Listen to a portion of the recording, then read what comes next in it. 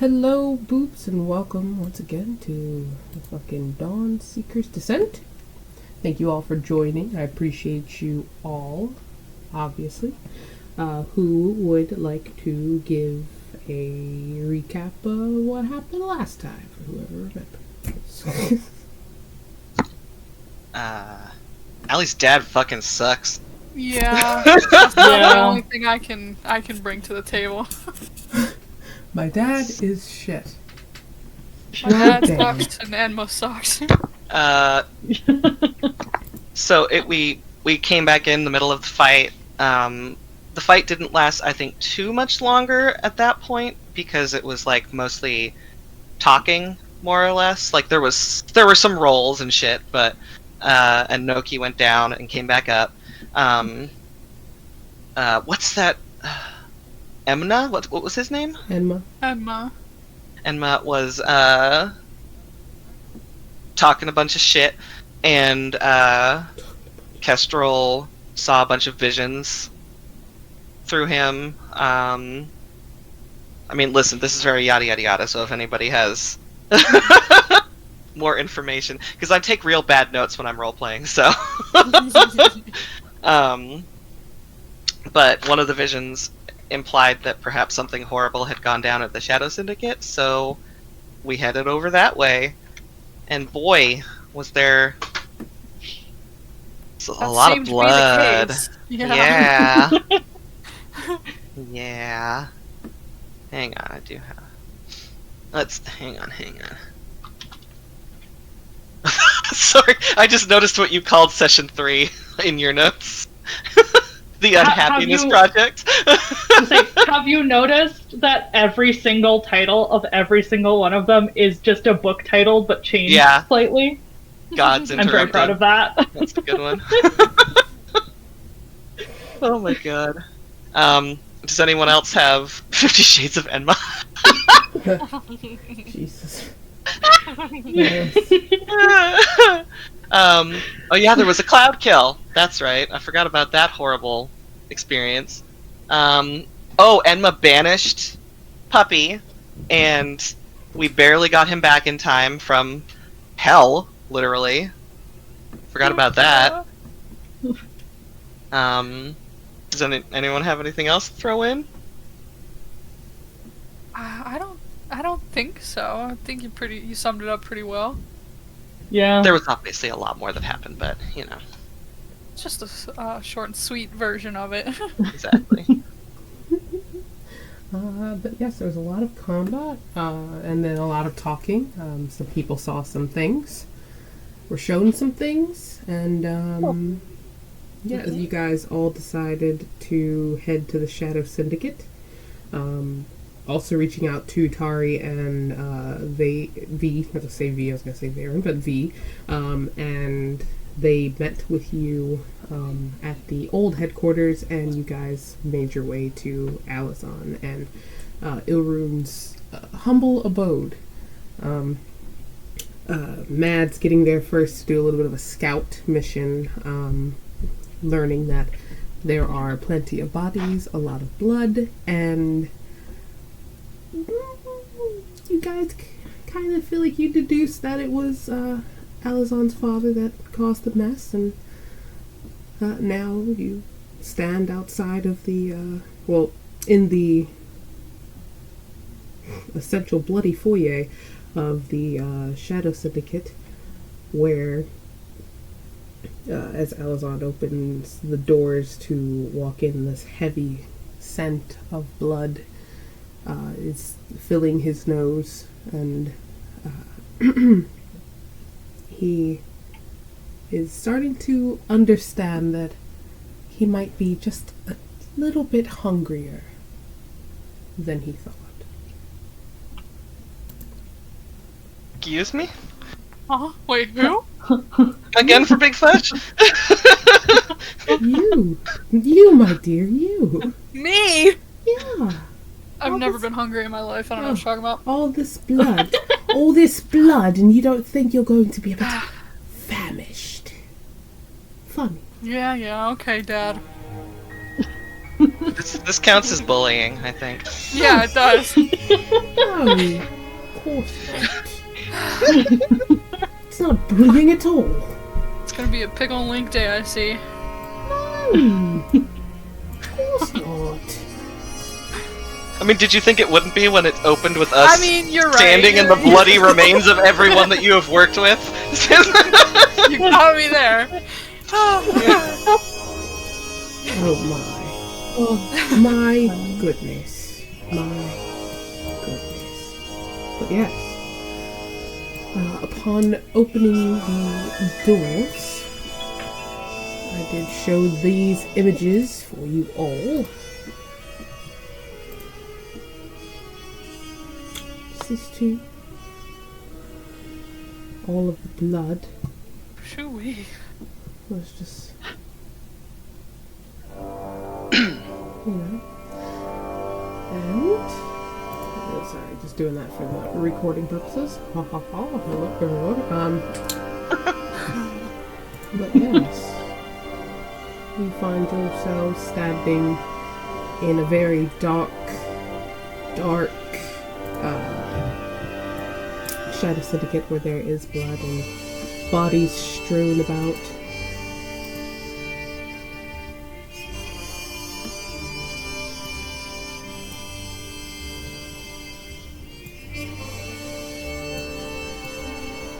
I don't like this. I was gonna say, damn, your house is really cool, but it's also really gross right now. Yeah, you didn't, like, it doesn't usually redecorate. look like this. You didn't redecorate horribly. It was just like, oh god, oh goodness, oh god. Actually, in this moment, Allie, you do notice that when you guys did walk in and the smell is kind of overtaking, Ilrune's. He's never really been one to show a shaken expression, but after what he just went through in that fight, and then to walk in and see all of the employees that he does joke about firing and or getting rid of or using for experimental purposes strewn about, he does look even more shaken than he had already. Oh. Alazan doesn't look any better. In that moment, when you guys are both all just, when you're kind of just looking at what you can see, you feel like a bit of a pull at your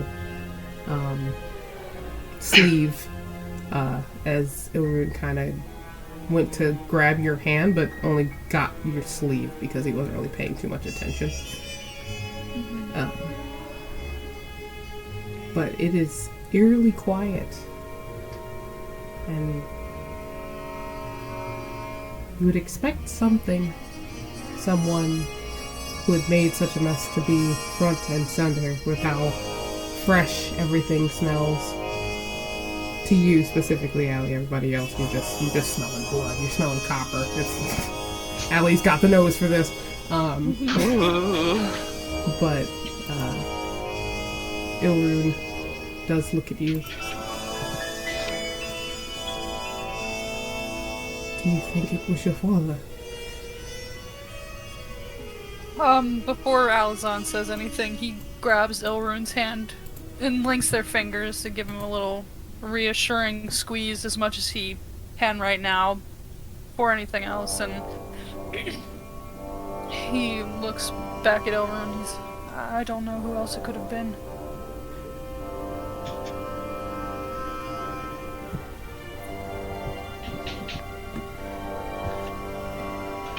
See him kind of tighten his jaw a bit. But is there anything anyone would like to do, look at, see, potentially find out? Does anyone who's better at perceiving want to try to hear if maybe there's anybody alive still? Yeah, I can roll perception. Yeah. Mine's a +0, so... Same. Low wisdom, boys. Can someone give me a help action? Yes. Is that cool? I will try, if you allow it, DM, of course. Huh? Oh, yeah, no. Roll with advantage. Sorry. Sweet. Oh, wow.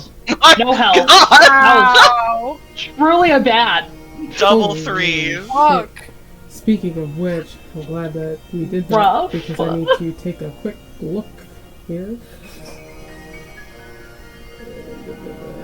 Then again, I don't think I should Oh, for that. no. Okay. Either way. We're starting off like this? Mm-hmm. Get him out now, guys. Get him out now. I got him all mine out last session. I don't want any bad rolls this fucking time. Boundary's like, I hear you. I can't wait I to hear make it you. worse. I hear you Great, and I can't no. wait. Yeah. Mads, as you are trying to hear and honestly looking at all the bodies that you currently are surrounded by, there's no real sounds of breathing. There's no moaning, groaning in pain. There's no clinging on to the last bits of life, air escaping someone's lungs for the last time. You don't hear any of that. These members of the Shadow Syndicate that are here at the front lines, that at least I can't even say that it's comforting to know that they are at least strewn about as if they were trying to protect their home. But they've been gone. Don't know how long, unless somebody wants to do a medicine check, or, like the extent of when and such, but they are gone. Does someone want to do a medicine check? Could I do a medicine check? Can and also, I help like, or whatever? Yeah. see if they got killed, if they have like vampire wounds on their neck, or if they were just like how they died, were they slashed, stabbed? Okay, hold on. Are you going to, is there any spot in particular around here that you are? If Noki's here, could we say we give him guidance as well? Sorry. Yeah, no, that's fine. That's fine. Guidance and advantage, but is there a spot here? Anywhere that you like to... Maybe around here. Okay. And then I'll roll medicine. You said medicine, right? Yeah, so who is assisting? It would be it's at advantage. Oh, Yeah, so do it with that advantage and then add a d4. I'm just gonna put Yeah. your token Noki, and who was assisting? I'm assuming Kestrel? Sure can. Yeah, sure. He's just walking around giving everybody bad luck. Oh my god. So you said medicine with advantage. Yeah, medicine with advantage. Okay. And then you can type a 1d4 or just roll one as well. Yeah. Mm-hmm. And then I can just roll a 4. Yeah, roll 1d4 in the simple dice roller. 19. So 19. 19. Alright. Fucking 19. You see, this is one of your younger members. Probably fresh, like a high schooler kind of deal. He was one of them that was more bright-eyed than the others, that obviously when the workplace has worn you down enough, you just kind of lose the light in your eyes. Well, he was bright-eyed and bushy-tailed. Okay. Happy to work for you, and honestly, even Ilrune, like, coming up to also just see, knows who that is, just because he's so new. So a new face, you kind of try to remember as much as you can. And you see that he is pale, the life drained from him, no color in his face anymore. A young, like I said, young tiefling.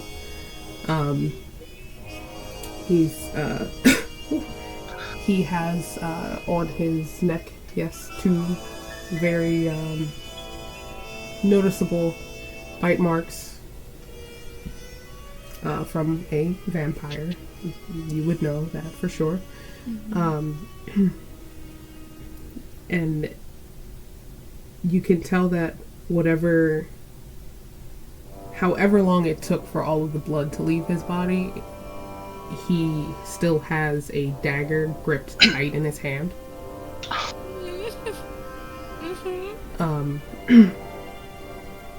And I mean, he's wearing his Shadow Syndicate uniform and his little pin that he has on his cloak. And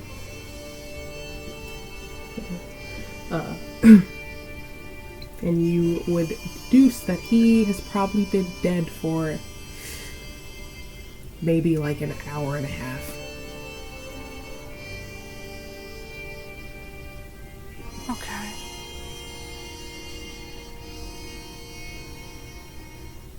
So that means that he visited here before he visited us elsewhere, essentially. Is that true, Ren? Does that mean that he would have been here before we met with him? Oh, maybe not, actually. Maybe not. Yeah, because we had a short rest, didn't we, on our way over? Yeah. What do we know? Within that short rest are typically an hour of time. From this specifically, your father came in here, most likely. That's how we were thinking. I'm just gonna say what I feel like Alazan is thinking in his head. He came here to heal himself.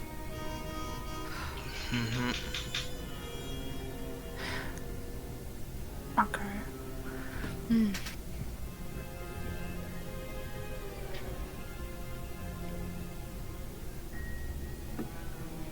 Is there anyone else that any other areas you would like to check to see if do some investigating? I mean, you're probably the best investigator too, so. Maybe over on this side, up closer towards the steps, maybe. Or maybe like up here in the middle, up this way. Yeah, you guys can move your tokens freely. I'm just gonna fucking unless I don't have a pause. But yes, moving through, you kind of see other members of the party, like between that and Tari is giving fucking last prayers and saying small things of, to essentially just hoping that their souls find rest.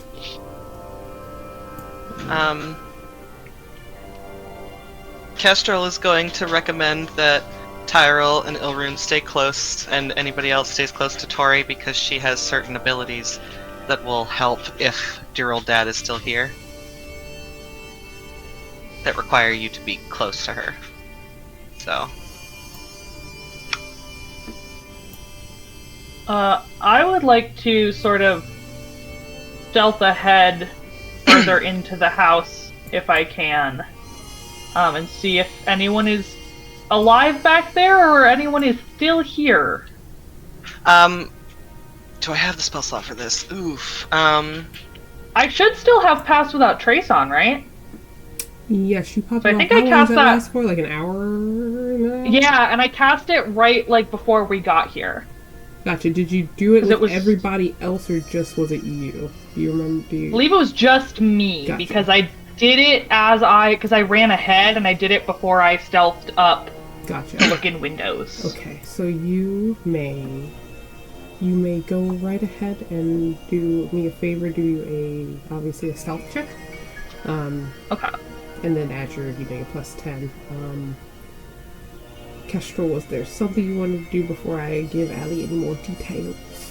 I'm trying to think if it's worth my last first level spell slot to cast Protection from Evil and Good on her before she goes off. It lasts 10 minutes, and it prevents the target from being charmed or frightened.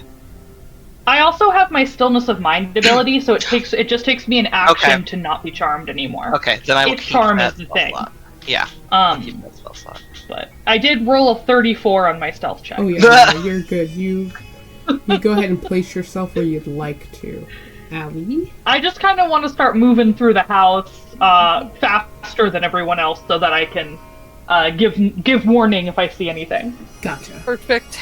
Appreciate you. Right, literally. Out here doing the work. Let's see. Yeah, I get the V though. V's like, Miss, where do you think? There she fucking goes. Oh, I have a headache already. Kestrel goes and pats him on the head. Ilrune, however, ignores the fuck out of you, Kestrel. Apologies. Yeah. He's sticking close to Allie. He does. He's like, I appreciate your wisdom, but I'm going to stay near Allison. Thank you. And he actually says thank you. He's a little shaken up. You guys are like, holy shit, something's wrong with him. Yeah, he's sticking close. Sticking close. Kestrel's gonna stick close to Tyrell and Tori. V is kind of like, why did you leave me? Listen, just stay with us. Don't worry. Listen, she's the sneakiest one out of all of us. I'm pretty sure she stealthed into a different campaign just now. So. Honestly, with that 34, you bet your sweet fucking ass. She's meeting everybody else. She's waking up in Artenon. What the fuck happened here? But Allie, as you go up the steps, you guys are still kind of like more the bottom level of the situation. You can see that the blood it's dripping down the steps, like down this way. I should probably let me bring that up. Let me bring this up real quick. It's going that way, like down. And I realize it's trying to fill. Stop trying to fill, please. Not solid. None. Thank you. Thank you. But yes, it's going down this way, coming down the steps. Okay.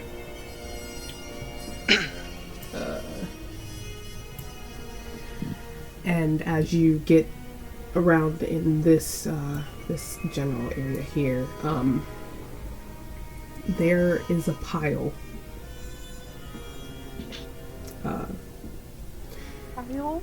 It's a pile of bodies. You want to say? I'd say it's about maybe like 5 or 6. That are kind of just as if someone tossed them there after being done with them.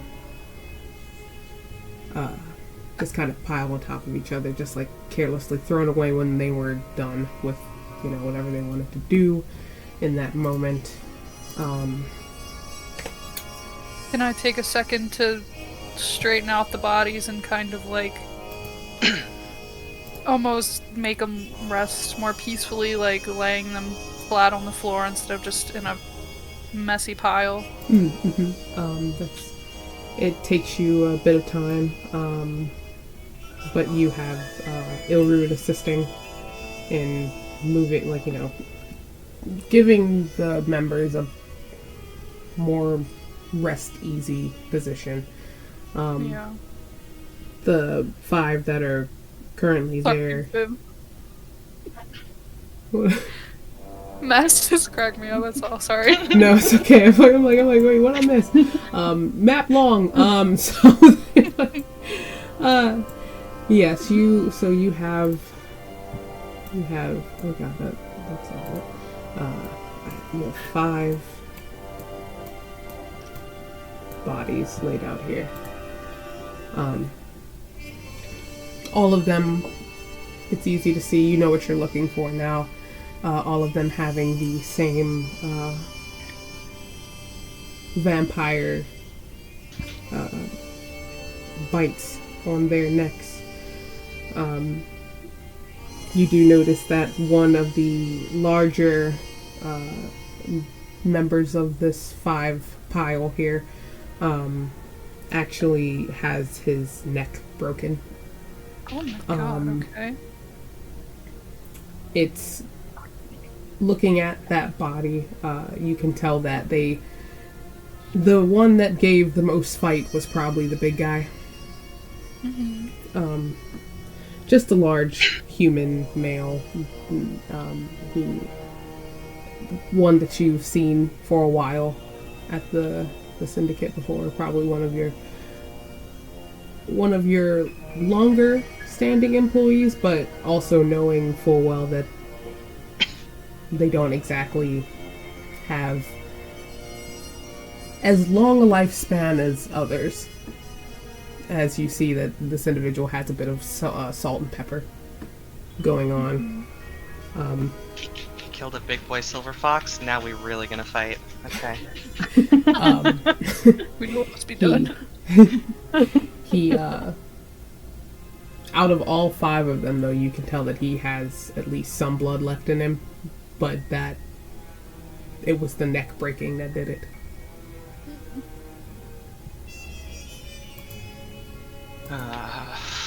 I feel like Noki and Ilrun would be able to see Alazan getting more frustration in his face.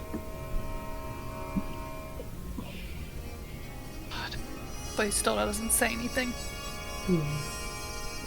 It's weirdly quiet and just somber for... I mean, all of these people are your employees. And while some more dutiful than others, they did what they could for the homestead.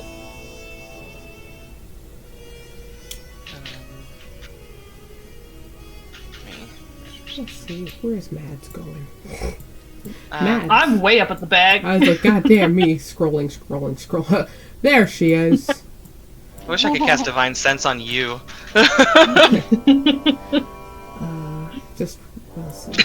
Just gonna break away to Mads here. Are you just looking to see if there's anything worth explaining to the others, like, hey, I found something, I found a situation, or hey, don't do that? I mean, my main purpose was see if anyone is still here, see if is Daddy Vampire still here, and if not, secondary goal, see if anybody is alive still in this area of the house.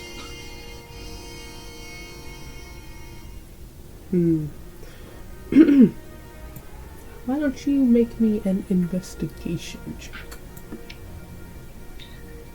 Okay. Investigation or perception, whichever you'd like. I'm sorry, I should have called it before you. Yeah, you. Okay. Yeah, whichever one you want to use. I'm sorry, I said it too late. I was like, oh well, no, there's a perception too. I know that. That's okay. Could that have been perception, and I'll just add the +8 instead of the +5? Listen, I'll let you have it. Yay! Yippee! With that, Mads. You see that it is just a trail of just former employees at this point.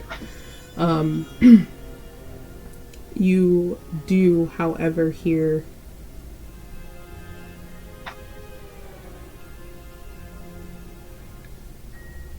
it's like the sound of rattling.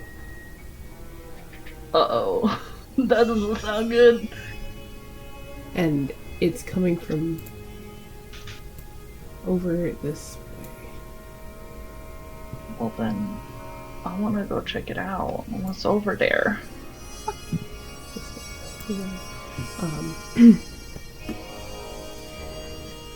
On this table, which you can see, it's more so a... God, what are those things? It's cabinet. It's like a cabinet. I'll put it as a cabinet. And on top of it you see books, and there was, now currently there is more like melted wax from a candle that tipped over onto it, kind of spilled onto the surface.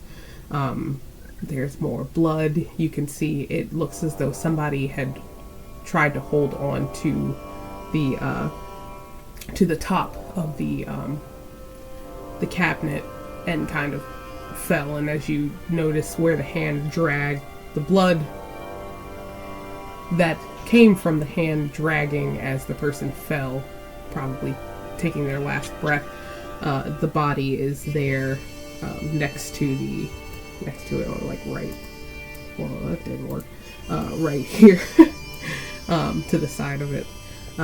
But you're noticing that one of the cabinet doors is a bit ajar, but it's shaking.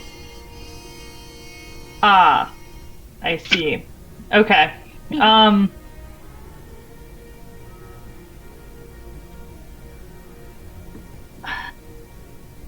I have terrible charisma. It's okay, we But I can't all feel be like- Riz Lords. I'm like, do I call someone else to come try and talk to this person? You can. Kestrel has a plus 13 to persuasion, but you're also and right has lay there, on so hands. with 0 left in okay. it. Oh, never mind. I take that back. Yeah, so I think what I would like to do is try and like alert my friends with earrings, right? We have that's what we have that we talk to each other with. Mm-hmm. Okay, sweet. I would like to quietly alert my friends with the earring that I think I might have found somebody still alive, and then I just want to kind of crouch down next to the door. I don't want to touch it or anything, and I just want to very quietly say, I know someone's in there. I'm not here to hurt you, I'm here to help you. And just see if I get a response.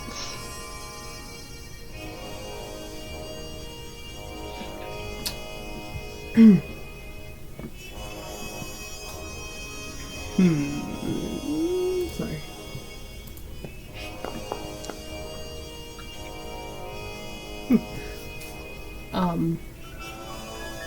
In that moment, when you ask, and you explain that you're not there to hurt, the shaking gets harder. The door almost opens a bit on its own because that startled them. They might not have heard your footsteps because you are so light, but that made them jump enough to where the door kind of opened a bit more. And Mads, you notice that there is blood dripping from the cabinet, and then what kind of accidentally falls out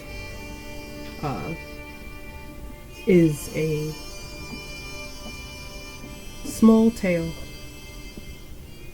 with a little fluff end. Oh! That is just as badly shaking like the cabinet. Would I have any idea, who this might be? Like, have I spent enough time around Shadow Syndicate people that I would have any clue who this would be?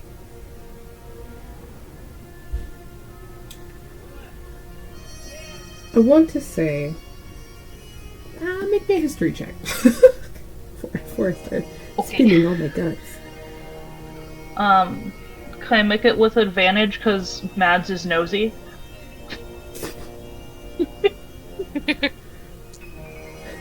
What's the ruling on that, everyone else? How do you feel about that? I feel like Mads You don't want to ask us.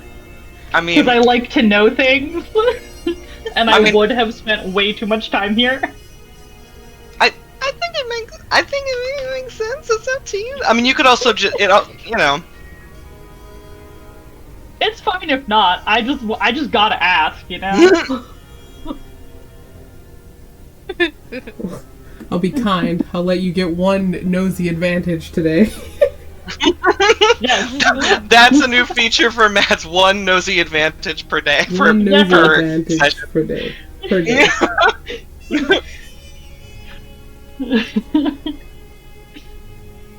Oh goodness, sorry. Whew. With a 13, you can deduce that this is a furball tail. This cabinet is not big enough for a adult furball.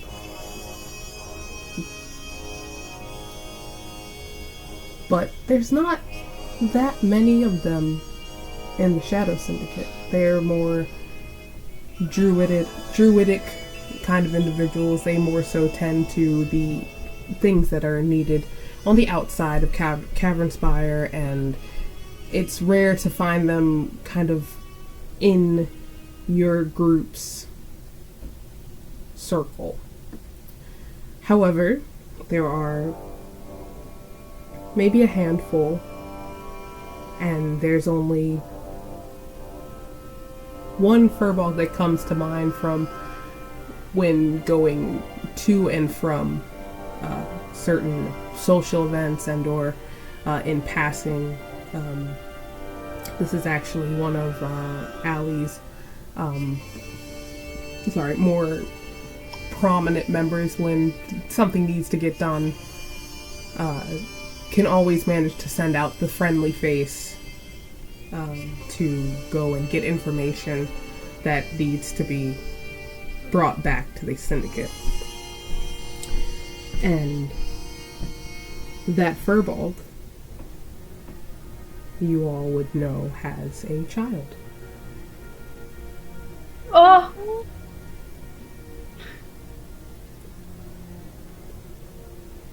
And upon said realization, Mads, the body that is next to the current situation of the cabinet does indeed lie said furball. Oh. First tear Oh, no. of the night. I don't remember a name though.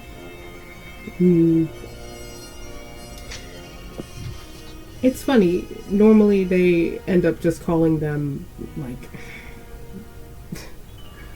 honestly, Little Horn. They don't really, like, considering that it's just this furball who brings their kid around every now and then. It's not, they know it's not take your child to work day at the Shadow Syndicate, but for the simple fact that tonight was to be just a grand party occasion for those who were invited that potentially, just run into work really fast before we go home to Mom. And Shit.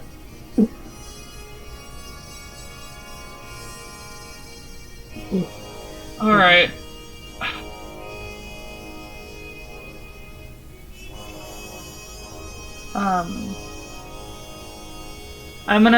Can I angle, like, myself so that, if I can get them to open the door, they're not looking directly at the dead body of their parent? So that I'm kind of blocking it? I know I'm not that big, but, like... Yeah, I know. When you open the cabinet, you kind of see the young child furball who's, I want to say, the equivalent in human years of 6. Oh, he's a baby. No. Oh, buddy. Yeah, he is wild, messy hair. It's kind of hard to see his eyes sometimes. He's too young to have any of the fucking little bit of horns like his father. Long ears, a pretty long tail so far that he might grow into, you don't know. He is more tan in coloration. His hair is actually very brightly like cream colored, and he is holding himself. He's trying to make himself as tight as he could. He is honestly a little bit bigger than you already, even though he's that makes sense. 6. But he is shaking very badly. The blood that you saw dripping out of the cabinet, you can tell that he actually has he's got like a cut on his arm. It doesn't look like a claw mark or anything. It just looks like maybe in the scuff that he got hurt. And for the moment, you do see that he has been crying, but crying as quietly as he could. And for the one eye that you can see that is really big and terrified, there is a collection. There's a pool of tears in it that just haven't been blinked out yet. And you see him kind of try and tuck himself a bit more into the corner when you open the cabinet door.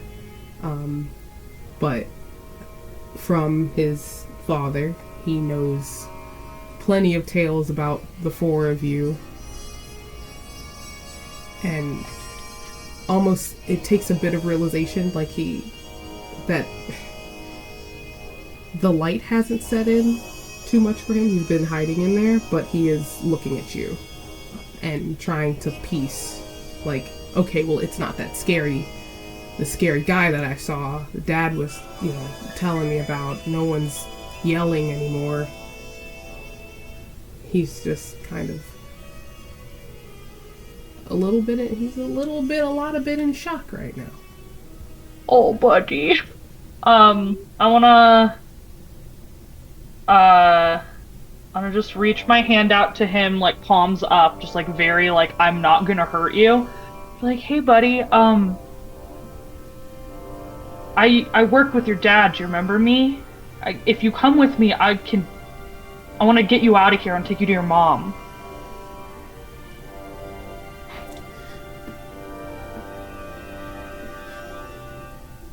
Where's father? Oh boy.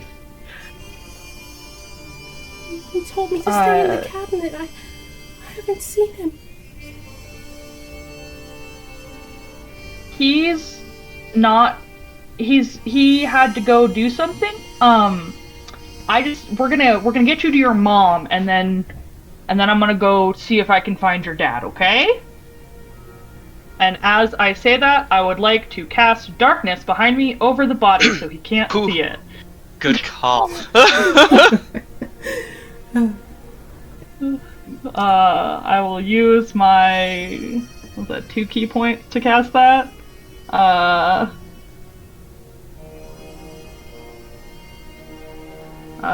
Yep, I'm gonna cast. Yeah, I'll end concentration on Pass Without Trace at this point. I'm not gonna be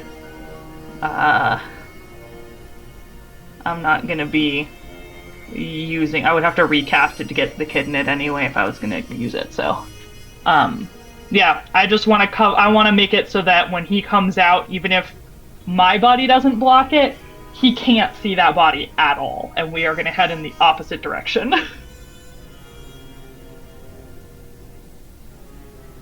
Okay. Look at you guys being such good people. Do you think since Mads called the rest of us that we would have been up there by now? Oh yeah, you guys are free to move your tokens. If I'm sorry, you can move your shit around. You don't have to worry about me. Come up a little bit. I'll get you if I need you to. Yeah, I think I also would have, when I realized it was a kid especially. Allie might want to move a little bit out of the darkness. Oh. But I'm sorry, what'd you say, Mads? Apologies. I just wanted to say that if, once I saw it was a kid, I would sort of, whatever, like, touch the earring or whatever it is we do to, like, keep it on so they could hear the conversation. So they know it's a child. Okay. Because I think what I said was, something's in a cabinet or something like that. Yeah. Yeah. Could be anything. But now we know it's heartbreaking. Yeah. But yes, pulling him out of the cabinet, he's just like, I want to say he might be a few inches taller than you, Mads. He is holding onto your hand and kind of... It's a good thing his hair is as shaggy and long as it is, because he can't exactly see everything. He can, and it's a little bit dark in here for him. But Allie, when you get up there, you would know that that is Willow. Willow. Oh. So he's met her. He's met the kid before. You know his dad pretty well. He's done a lot of good work for you over the years. Normally one of the more level-headed of your crew. It can always count on sending him out to do something that would normally, for others that are in the syndicate, required more so nasty business to keep somebody quiet, where you could send this big friendly cow out and he would be able to make a deal with somebody to get them to, hey, this isn't something we really want to be out in the world right now. And he's been with you long enough to where you would have met Willow when they were just a little baby. So he would definitely come up and, because I feel like he would know that was Willow's voice through the earpiece? Question mark? Yeah, you would know. Yeah, so he would come up to Mad's side and ask Willow, like, kind of like check him really quick before he even says anything, just to see if there's any really bad wounds on him or anything. Willow, are you alright? What happened? Well, me and Father, we were coming to get a few things from his room so he could go home since there was the party, and he said that we would just come here really quick before we went home to Mom. And then we got here and everything was fine. Everyone was happy. Everyone was drinking, and the stuff that Father says I couldn't have, but everyone was having a really good time, and we heard so much screaming upstairs.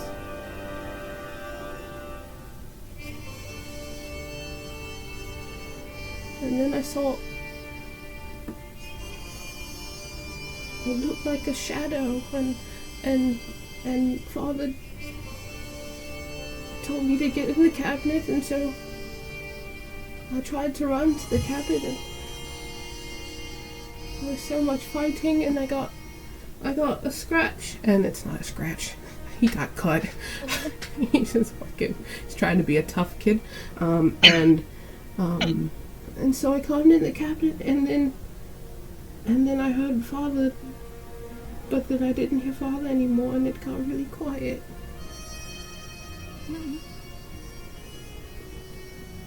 Alazan just gently grabs his shoulders and, I'm sorry, you don't have to say anything else. We're gonna get you out of here, alright?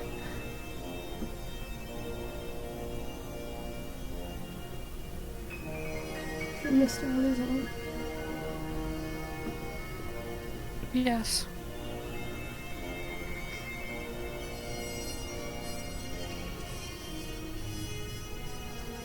Why is it so quiet?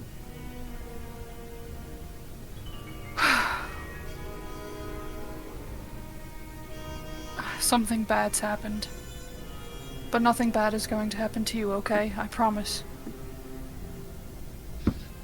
You see him give a kind of forward nod. He's kind of looking around, but he can't see. It's still really dark in here.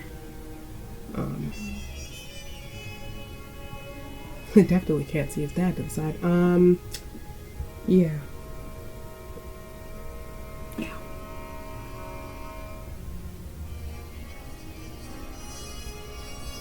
I think Elizon would pick him up and hold him and try to get him out if he suspects that nobody else is in here.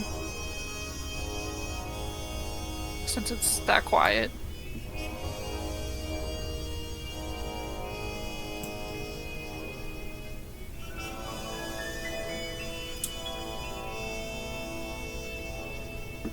Sorry.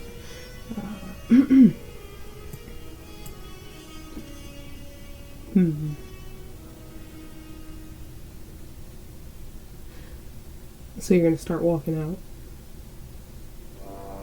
I feel like he would look around first. Anyone interested? You can give me some perception checks. Well, what Kestrel will do is walk here and cast Divine Sense, Oh god. which gives him 60 feet of knowing. I'll just post it so you can see what it is. Hey, squad. 14 gang? No. Natural 1, baby. Not gang anymore, Goddamn. not gang. Not gang at all. But I use Divine Sense, so that'll tell me straight up if he is nearby. Anyway. Oh. I don't like Kestrel. I don't like that sound. I don't like that at all. Oh, Kestrel. Oh, sweet angel with your divine sense. Sweet angel with your divine sense. Whew.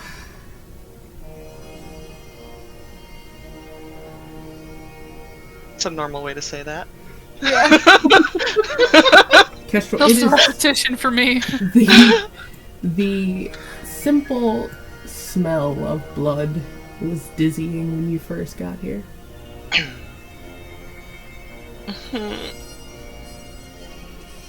The whirlwind that you feel like you are in right now as the pings pop off of undead is heavy. Foo. Uh-oh. Aww. He just says in his earpiece, "Stay on your toes. There's an army of undead here, and I don't." Are there any on this floor? Can I sense that?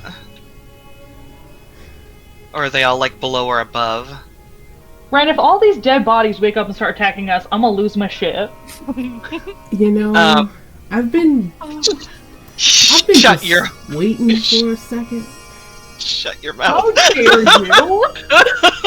I've just been waiting for a moment. How fucking dare you? I've just been waiting for a little minute.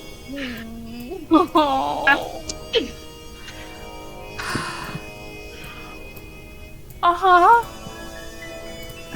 Yeah, hold on. I'm not done. Well, I give everyone a warning. There's these things could wake up. There are so many undead everywhere. It should be everywhere. Shit. Yeah. Yeah. Damn. What do you mean? Who invited these guys? I don't see anything yet, so. You don't see nothing. You don't. Oh, yes, Sure, I do. I do. They like Face, blended curse. in weird. They blended in It weird. took me a minute too, but then I was like, well, what? Excuse me? I saw the first one and was like, have they been there this whole time? They're just getting up, aren't they? No. You haven't disturbed them enough just yet.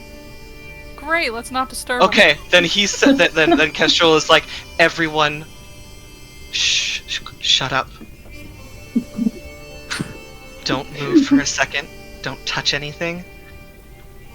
There are a number of undead in this room, and I get the feeling they'll wake up if we disturb them.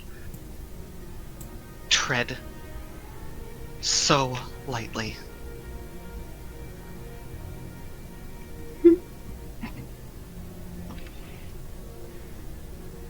Alzon, Mm-hmm. what was it that you were doing again? Picking up the baby. Willow is holding on to you. It's very, it's a tight embrace. Like I said, he can't really see too well in here like you all can.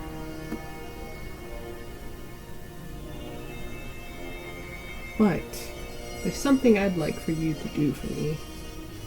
Mm-hmm. I'd like for you to roll me a d20. Okay, great. I would love to do that for you. She said, lying.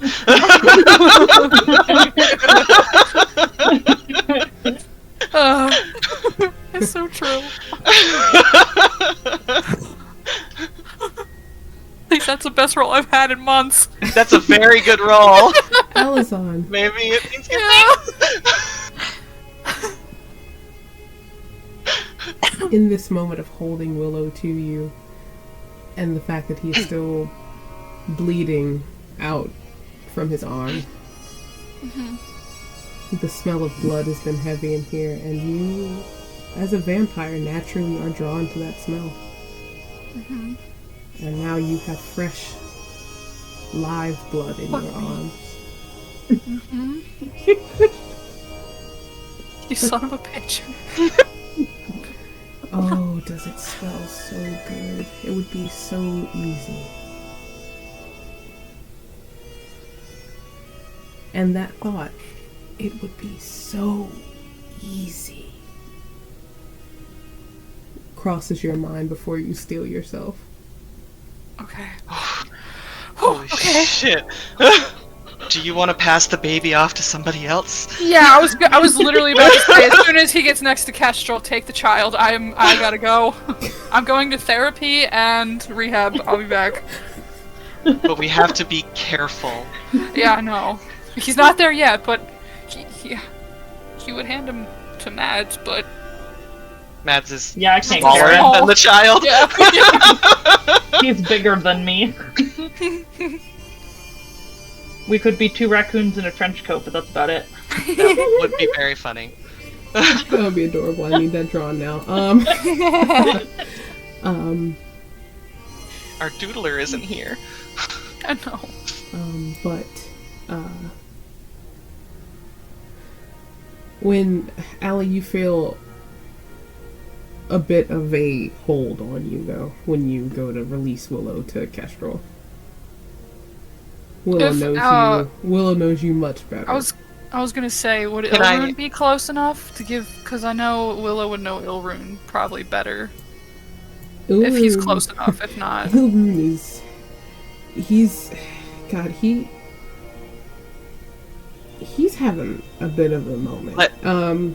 Let me try to persuade the kid that it's okay, alright? Yeah, you Aw. can. Yeah. I mean, you know. Ilrune is now hearing that and now paying more attention to all the other fucking things that are around. He's like, oh fuck. Shit. Kestrel will hold his arms out and say, I promise it's okay, I'm a friend of Allie's. We'll keep you safe, okay? you'll be safe with him. Just gotta be very quiet.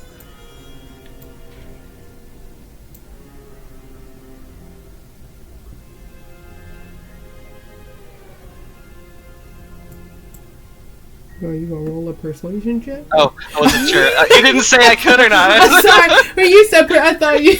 You're like, let me make a persuasion check. I rolled a 10 for a 23. Okay. Nice. You see this child Like, he's holding on. He's got, like, that childlike grip where he doesn't want to let go of Allie, and he kind of turns his head into him. But when you talk to him, he slowly kind of, like, you can see at least half of his face at this point. But he just looks at Allie, kind of like, doesn't want to, but if Allie's trying to hand him over, then he'll attach to. He's much stronger than me, son. I know I look like a twink. I don't say that. Hearing that, he's like, he's like, that's not true. Father says you're really strong, the strongest. So I think that's the truth. But if you want me to, I would just feel better if you were with Kestrel. I trust him with my life, and I would trust him with yours as well.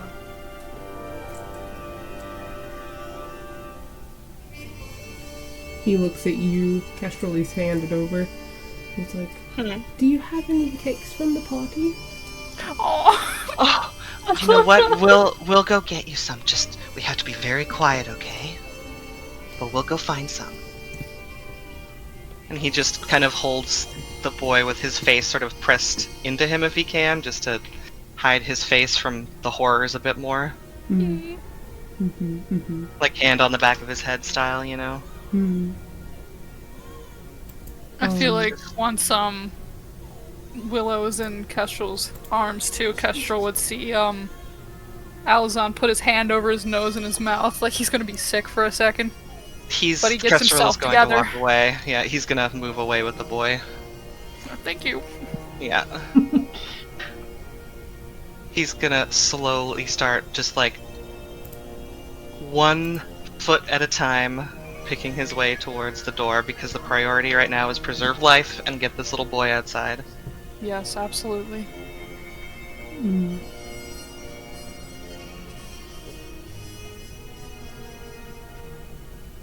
Okay. I'm gonna need persuasion checks of those who are making their way. Persuasion? I mean, sorry. Oh, listen. Stealth I'll do check. persuade Sorry. then. Stealth Listen, I check. can Stealth persuade check. My bad. anybody. No. Persuade. Stealth check. My bad. Apologies to those in the audience. I don't know why persuasion came out of my mouth. I meant stealth. Up that pussy, Kestrel, come on. Oh! Damn. Wait, Hell what are we yeah. rolling for? Did you say stealth, friend? Yes, stuff. Okay. Yes, I'm sorry.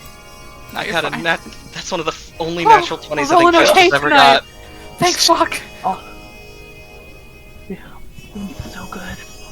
I'm really glad I got armor that does not give me disadvantage.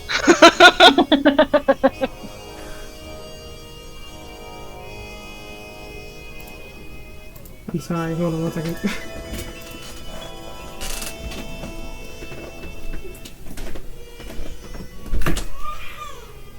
You're about to get eaten by a giant horde of zombies, but also BRB.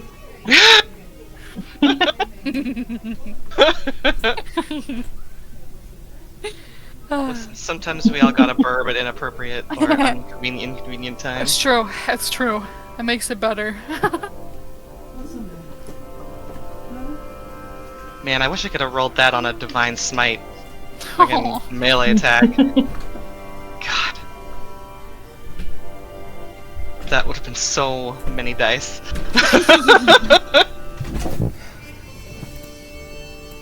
Apologies, nephew was screaming, and I was like, what the fuck is going on? Okay, but, Sometimes you got it. Boy, it is your bedtime. okay, you guys, I see you with the stealth chicks, alright. I see you guys can make it down to where the 5 bodies are. Great. I am holding this Hello, boy honey. so tight and kind of walking weirdly down the stairs to keep him facing away from them as much as I can. Alzon And doesn't then, even bother you know- with the steps because he can walk on walls. He's just like dink dink Ding, ding, down the ding. wall.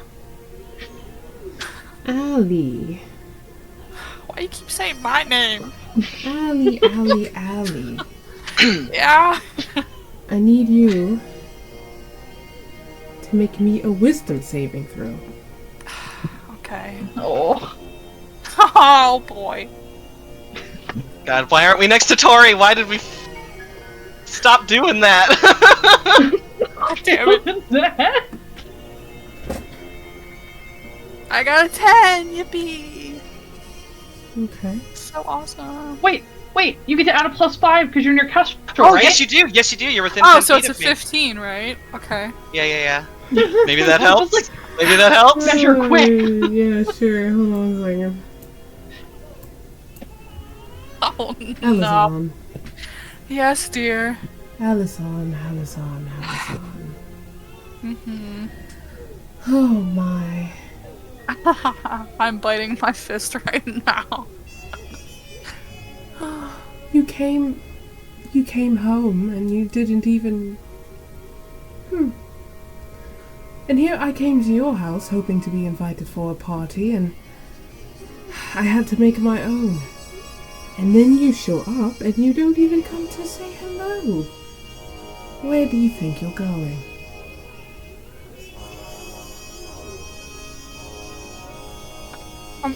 Fuck. Where the hell are you? I'm inside of your house. You didn't even bother to come a bit further to come see me. I let myself in. Simply. I have more important people to care about than you. Please don't force my hand any further than you already have. Where are you?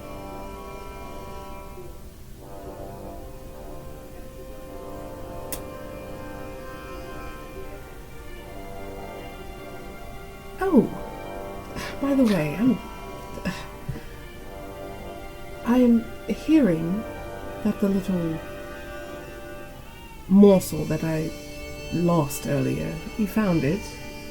Leave him alone. Well, that's no fun. Haven't you had enough fun killing everybody? I haven't, actually. You know, some of the blood that you have here is quite old. So, I am still a little bit peckish, honestly. You should bring the small one for dinner. Over my dead body. Oh, don't say that. Because then you put me in a difficult position when you say things like that, son. Do I really? You do. Because I don't think I do. I believe wholeheartedly that you do. I'm getting this boy out of here and back to his family. If there's a problem with it, then come face me. To my face.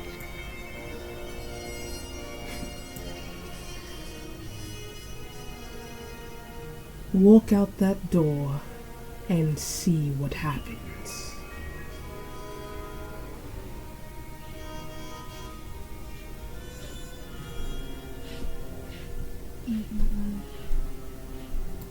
I'll put you back now. Okay.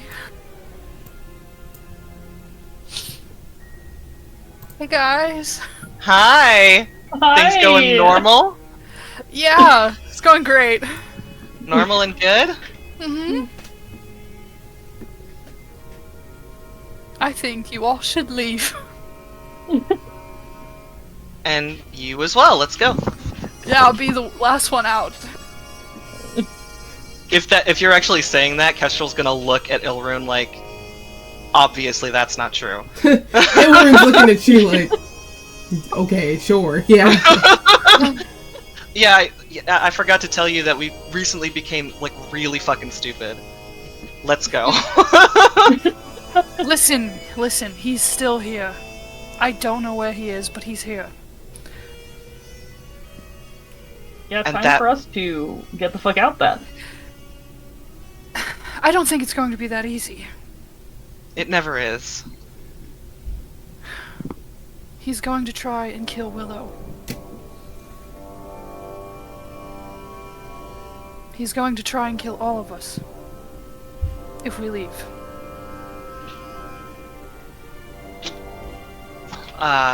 So we shouldn't go? I don't know. We really can't stay here. We've gotta do something. I think somebody should get Willow out of here. At the very least. Kestrel's gonna start walking towards the door.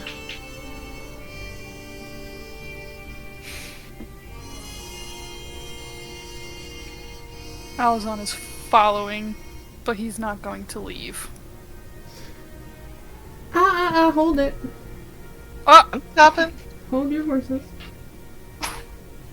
Horses are held, along with adorable cow children, who Kestrel. deserve to have a normal evening. Kestrel, and Alazan. Mm-hmm.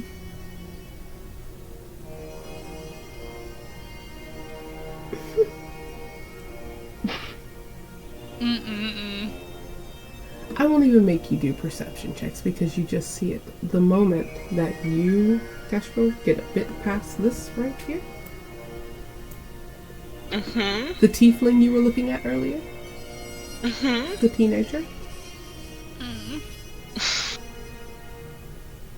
You hear the sound of bone cracking. Ooh. As this former employee begins to move himself out of the rigor mortis state. And his head turns directly towards you, Kestrel, as you walked past. Does he seem... Is he the only one that's moving at this point? Make me some perception checks. I'm real good at those. This is gonna go great, you guys. Wow, my perception's been so bad today, even though I have such a good bonus. I got it. I rolled an 18, so I got an 18. Look at that. All the ones that are on this floor, I got this floor here. It's all like passed down these steps. You guys up top here, Mads, Ilrune, and Noki.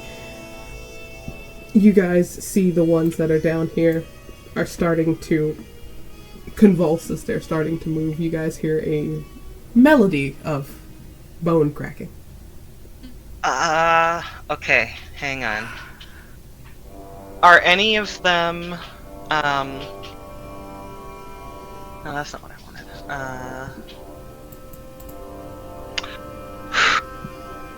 Are any of them tougher looking? Like, do any of them look like perhaps more powerful than another zombie? I'm trying to fucking... There's only one within 30 feet of him anyway. But... I mean, let's see, what was your perception? Kestrel. Mm-hmm. When the tiefling turns their head towards you, you see glowing red eyes.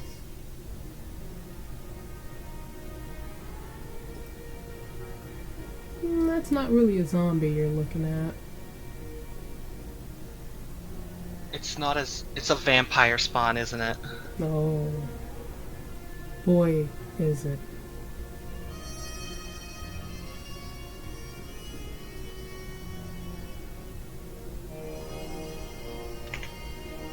Oh.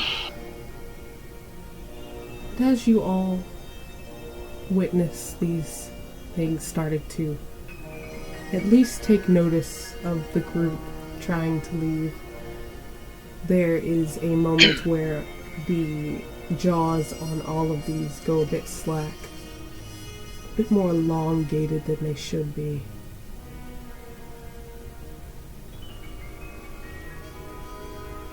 And, Okay, then. Go ahead. and all at once, the ones that are on the first floor, specifically,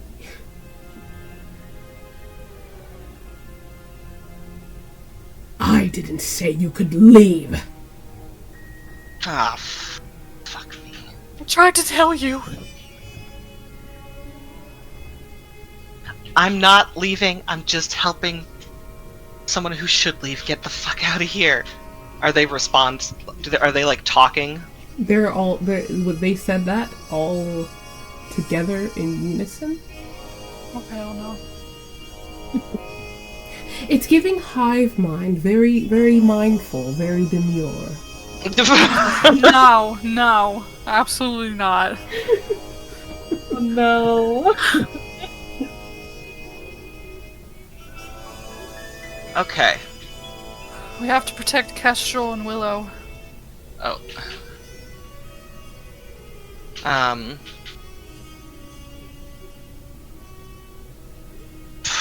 Okay, so technically this isn't a charm. But he's going to cast Control Undead on the one that's closest. And they have to make a Wisdom saving throw.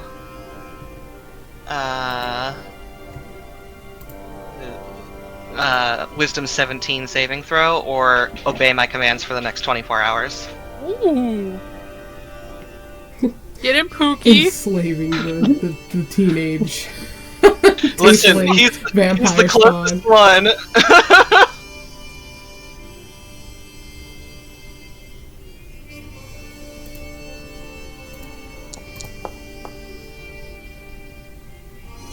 That is a success for me, and a fail for him. Oh god, I can't see shit. It's so tight. Big map. Big map. Oh, buddy.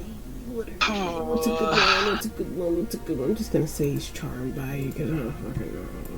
Yeah, it's technically is not charmed for the purposes of anything rule related, but it's easy to mark it as charmed. Yeah. And he's just going. The first command he's going to issue is block any that come close to me.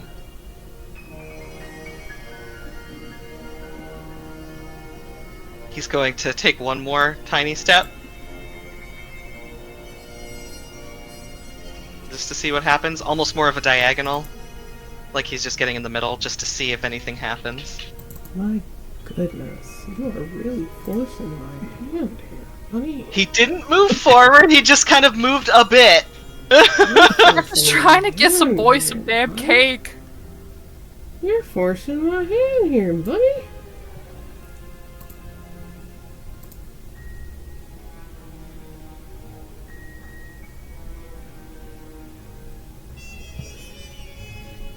I put the wrong fucking thing down. Oh. I don't need you. I need you. Boop. Okay. Hell yeah, fucking right. Are we gonna be rolling initiative in a second? No. Not this crazy talk. What I'm doing, this it could be. This is up to what you guys do. He's not gonna move any more than that. He was literally just like dipping a toe in the "can I get away with this" bucket. Okay, 100%. Can you get away with this bucket? This one dashes all the way. Then I gave a command. I know you gave a command, but they're not coming to hurt you. They're in your shit. This one is right there with charmed wise, ready to, do shit. But this one here is giving a very now pale, even though you don't know how it happened, drow, female, longer hair. She's got obviously the adorned 2 lovely bite marks. Her eyes are glowing red as well, naturally. And as she was just across the room, just a mere moment ago, in seconds, she is standing, staring, and the rush of wind that follows from her moving so quick towards you.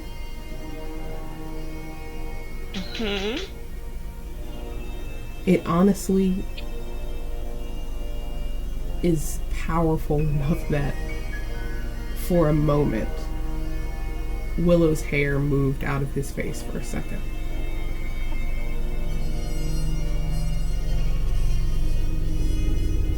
And all of you hear this child scream at the That's top fair, of his lungs. honestly. Kestrel does not let him go. He just hand on the back of his head.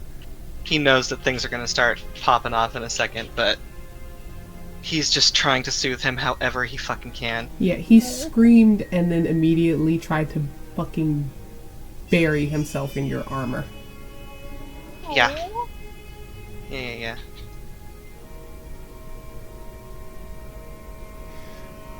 Out of all of the ones that are currently staring, waiting patiently for orders, the one charmed by you, his mouth shuts. Hers, however,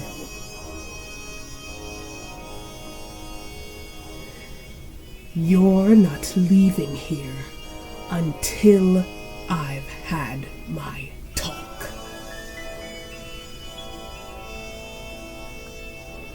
And they all turn their heads towards Allie all at the same time.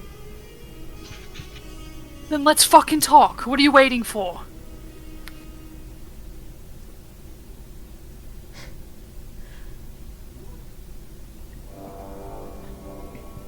How about I cut a deal with all of you? Since you're so interested in the child, I'll let you place him at the door. What becomes of him outside of this place is not my concern. And then we will have our talk.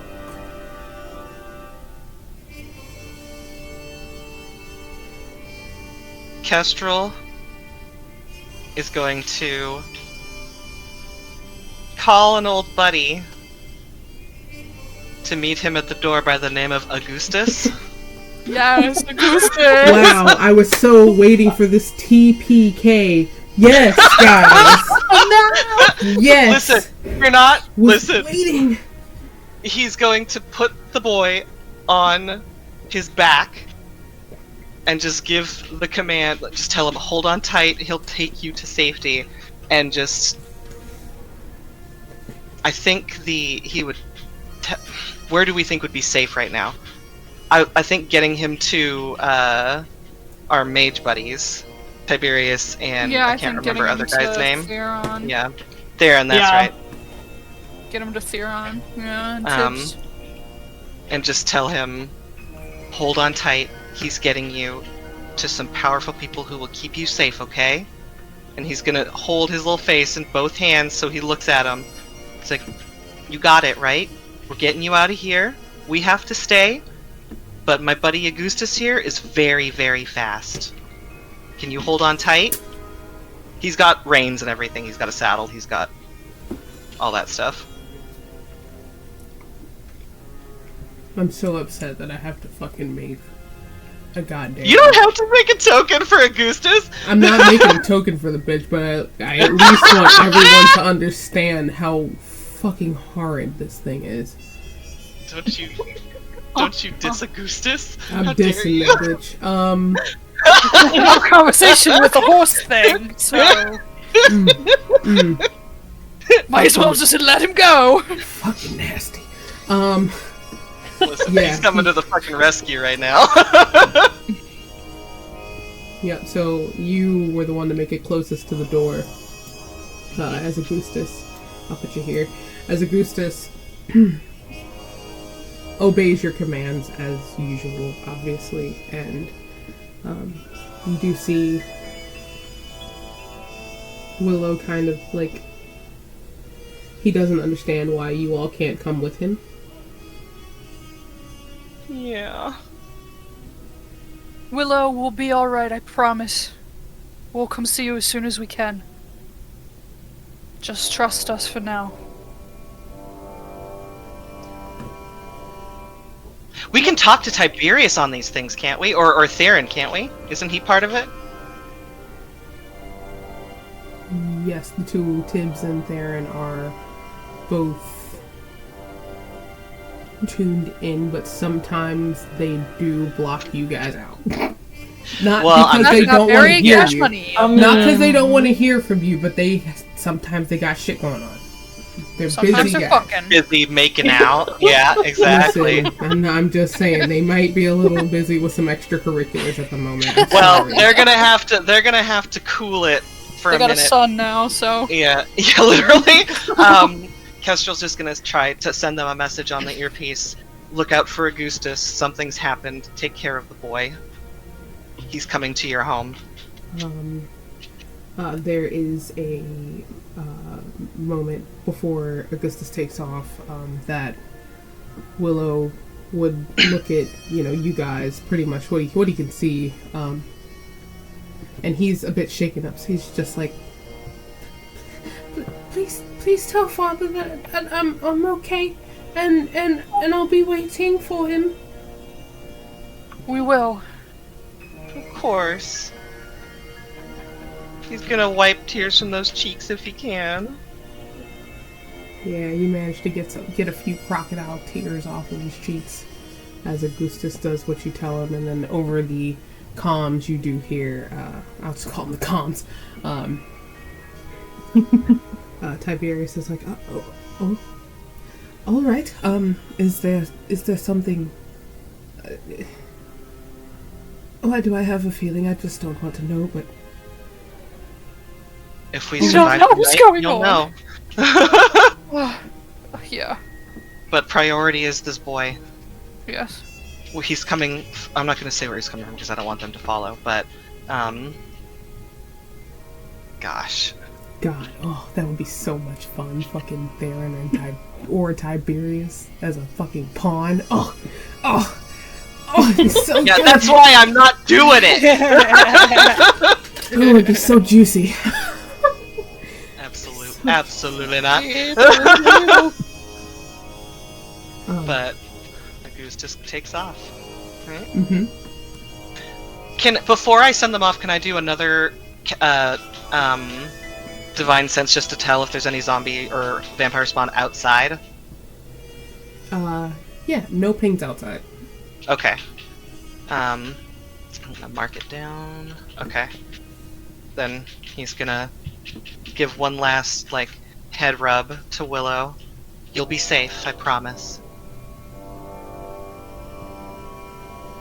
And then my noble steed. I'm just gonna run him off to safety. Absolutely horrible. For anyone who doesn't know, he is a gigantic Damascus goat. Google Look it. that I do shit love- up, everybody. Fucking nightmare. It's awful. I love them. I also love Yeah. that when you sent the message to Theron, you did not specify there was a child. You just said, "I'm sending you Augustus. Take care of the boy." Yeah, he There's a little thinks more to that, Augustus is but the it's like- boy. Yeah, because I'm like, I can totally hear Kestrel just referring to Augustus as the boy, just as a Yeah. thing. And so I'm like, oh, he thinks you're sending him the goat to take care of. Yeah, the conjured goat, celestial goat. Yeah. Tibbs is like, please God, no. Please God, no. No. He'll specify his name is Willow. Okay. Okay. With that easily taken care of, I'm going to grab a piece of Halloween candy. Yeah. What kind? A Kit Kat, because I am gay and I love to break fast. So, yes. Yes, 100% Kit Kats, the best. Yeah. Exactly. Thank you. Guys, look, Kit okay, Kats and maybe I'll spare the TPK for tonight. Okay, God, jeez. Thanks. Because you got a Kit Kat. Yeah, because I got a Kit Kat. Listen, Augustus is canonically getting only further away. So, That don't help you. know. You made him in the first place. I You're still sure on my did. list. I sure so, did. And this moment where you all have been informed that if you leave, that is your ass. These vampire spawns here, the one that is charmed by you, Allie, sorry, Kestrel, my god, Kestrel, Twinks. Wonder Twinks. Get your high strength Twinks confused. Or are you Dex or Strength? I don't actually know. That's a great question. I don't know. Dex. The one that is charmed by you is going to kind of stick nearby, and this is for 24 hours. Yes. Gotcha. And it's not a concentration or anything like that. It's a feature. Gotcha. So they are going to stay nearby. But the one that is not charmed and is going to essentially lead you all to... Allie, you know it well. You don't use it very often, but your employees did. Oh, the past tense. You cried a little bit. Sorry. It is one of the many dining halls where normally if there is a celebration of you, they would try and drag you there themselves for a night of drinking and fun and folly, but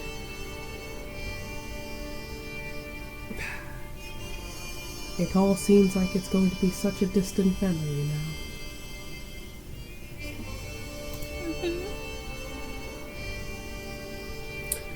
As you all are taken into this place where there are gorgeous paintings around the walls, the normal, darker decor, there is a fireplace in the back that, you know, during the winter months it is a wonderful comfort to know that, okay, we can light this fire and come together as friends and eat and be merry and whatnot. There is a chair that is, it's a grand chair, normally where they would get you to sit since you are in charge of the Shadow Syndicate, and they would, a bit messily, put as many fucking chairs around the table as they could. So they could all get a chance to sit down and have a meal with you. But as you walk into this space,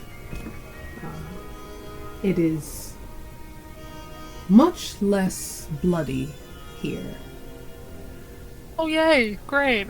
But there is a ominous fog. Just something small, wispy. Almost as if somebody has been smoking a bit too heavily in the room that is just kind of filtering and moving about in the space. And as you look at the table that is normally filled to the brim with food and just liquor, and what would normally have a bunch of people sitting around it, there are 8 chairs specifically set up. 4 on one side, 4 on the other. The normal plate setup, it's very much more posh and proper than your ragtag team of Shadow Syndicate members would put together. Can we say we have Tori sit down in a very central position to all of us? Central. Like, so one might say so as many people can be within 10 feet of her as possible, specifically our second in command.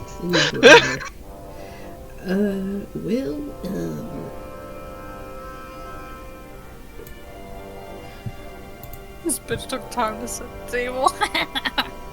Listen, vampires are fucking dramatic. That is on brand. That's true. Oh, I know. I'm just imagining him like in there by himself. Like, where do they keep the good silverware? Yeah. Exactly. So you understand. You get the man. You get the man. This fucking bitch. Where's the good silver, son? I'm gonna slap the shit out of you, Dad. I don't think you're gonna get as best of a fucking... I don't think you're gonna get a good seating arrangement with that. I tried for you.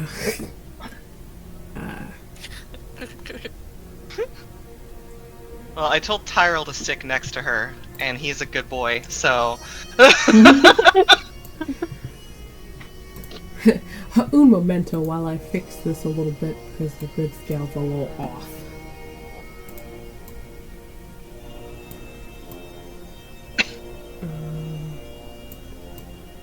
Yeah, I mean, I guess she is around somewhere. This is rough. This is rough for me, you guys. Jeez. Hey, you got this, champ. Okay, maybe that. Oh goodness. Out here wanting a specific seating when I placed you, when I placed you, bastards! I'm just kidding. You can't have assigned seats. This isn't kindergarten. God damn it! Yeah, it is. That's the teacher, and he's mean. He got out He his was very best mean. calligraphy pen to make us all like place names at our places. But yes, as you all Color-coded napkins. are fucking brought into this room, sitting at the normal spot that is yours, Allie, is your father. Adolphus sitting Bitch. with proper posture as always. Needless to say, the most dramatic bitch of them all. I'm just kidding. He is sitting in the chair. He has lit the fire behind him. The candles that are on the table are all lit. There are multiple, there's 2 dishes in the middle that are still covered currently, as he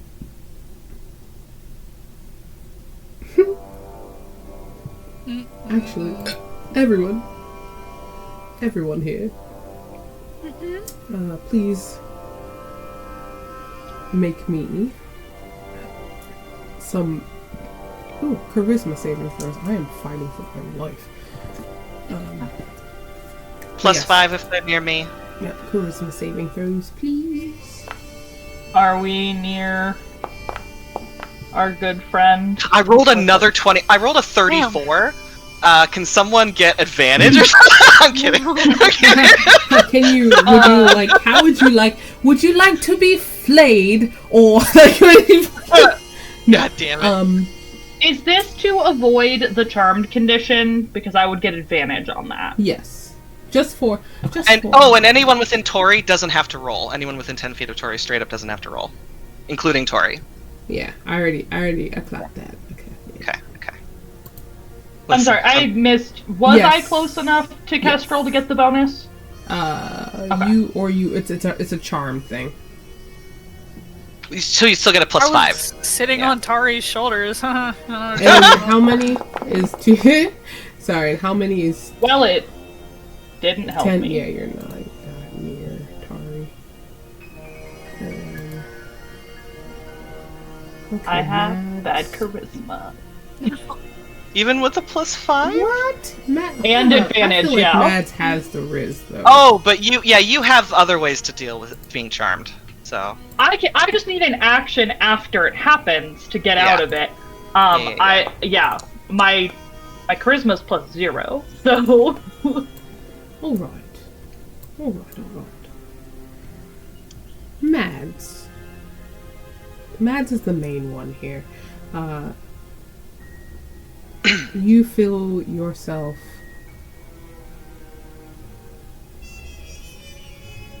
you almost feel like I can't even use this as a okay.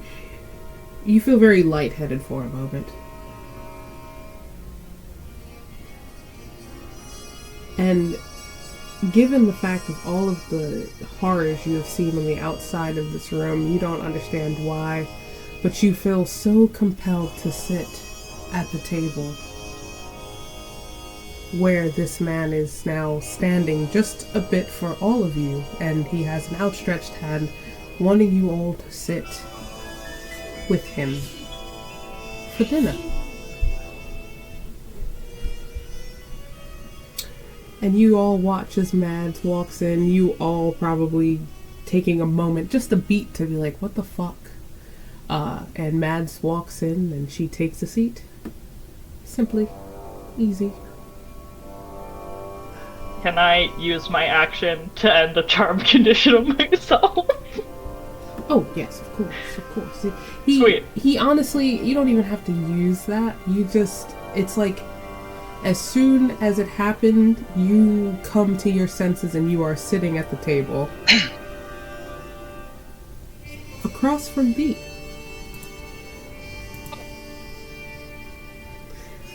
Oh, yeah, because he also probably has shit charisma, but he also should have stillness of mind.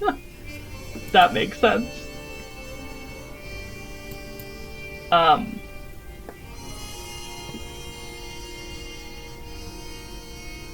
Hate this, just to let you know. There you go, my lovelies. I just wanted to put you down on the map, and that's why I put you in assigned seats. But I felt like this was very on brand of assigned seats. Oh, Yeah, Ilrune and Tyrell next to each other, of course. Yeah, that's that's exactly what we wanted. Listen, God. Do I have to touch for this ability? Hang on. Could we say as we were walking in, I touched Ilrune with protection from evil and good? It's only 10 minutes, so it won't be that long, but just in case. sure. Okay. Actually, let me do this. Just so we have what it does. Because Tyrell is next to her, so... thank you. Welcome. I thought you all would join me earlier, but it seemed you wanted to turn tail. Us turn tail. You were beginning to leave. To rescue a child.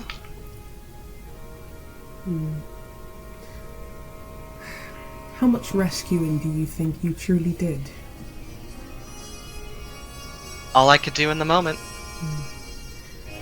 I'm just curious to know how he's going to react when he finds out that his father is gone. And most likely...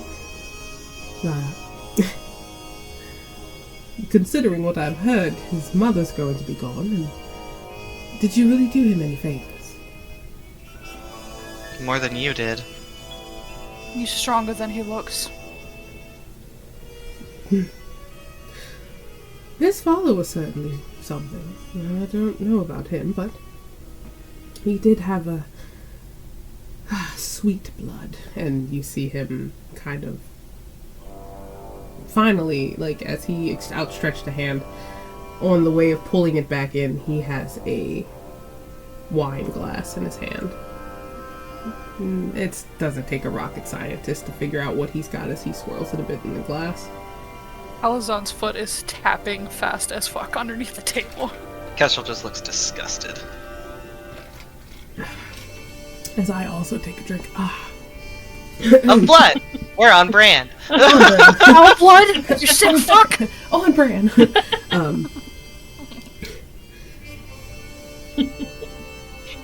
I'm so glad that you all could join me. Against our will, may I add?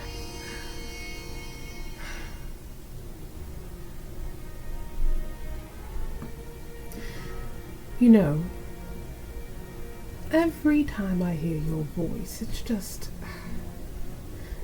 There's so much disrespect. I could say the same thing about you. I'm talking to you how I normally talk to people I don't understand. Oh, so you're just always a piece of shit.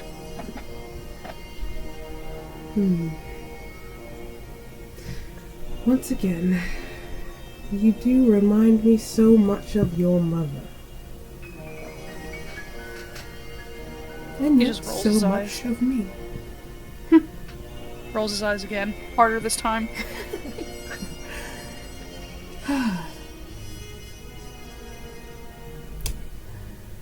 You know,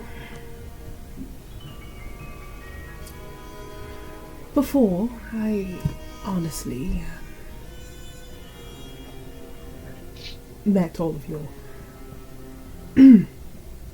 Oh god, I'm trying to be better with this, but it kind of leaves a bad taste in my mouth before I said it. Your friends. Yes, them.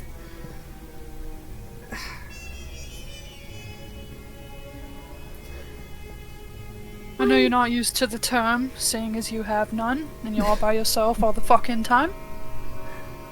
Oh, no, dear. I have plenty of friends, and the ones that listen to me. You met them outside. Shall I bring them in here? Oh, we gotta work on your definition of the word friends. Yeah. Things that aren't liabilities can be my friends. And those listen to me. Well, most of them do. I see you have a little pet. But it's fine. It's not a big concern. One out of the many doesn't bother me. There you go. I'll put them right there. Forgot to do that. Oh, his little buddies. Oh yeah. My gross butler. Hey, don't talk about him like that. Right, I'm about to say, this is a Honestly, cute honestly, teenage it's only- tiefling. What are you talking about? It's He's only a gross son. because it's a zombie-like icon. I'm about but to say, he is yeah, pretty. He's just dead. I know he is. Dead as fuck. Yeah, but he's probably gonna start stinking because he's dead. So Listen, somebody got gentle repose. Alright, out of my cleric era. Back No, you to know what? Adolphus. Astarion doesn't think so. Okay, so Just there you spray go. some Axe body spray on him. You won't be able to smell anything but Axe. Listen, no, we can't talk about that. We get copyrighted because I'm not trying to sponsor shit. anybody. Just kidding. God. Oh my god. Don't Sorry, bleep it out.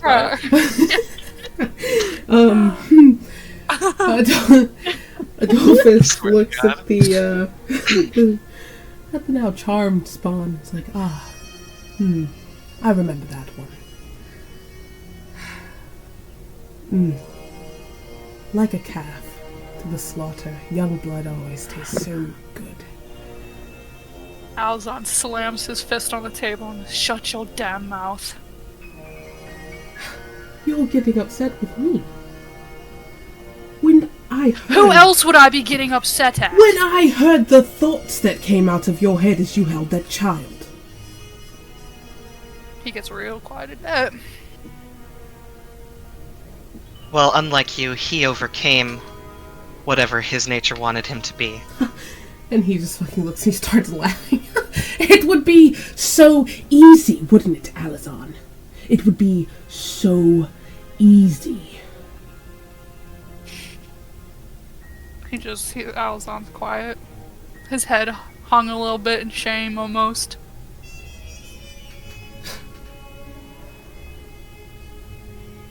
You, the self-righteous one. I know what's happening in your head. You don't know anything.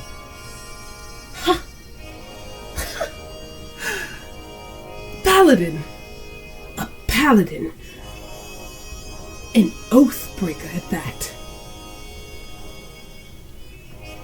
Coming I to feel- me with your righteous bullshit.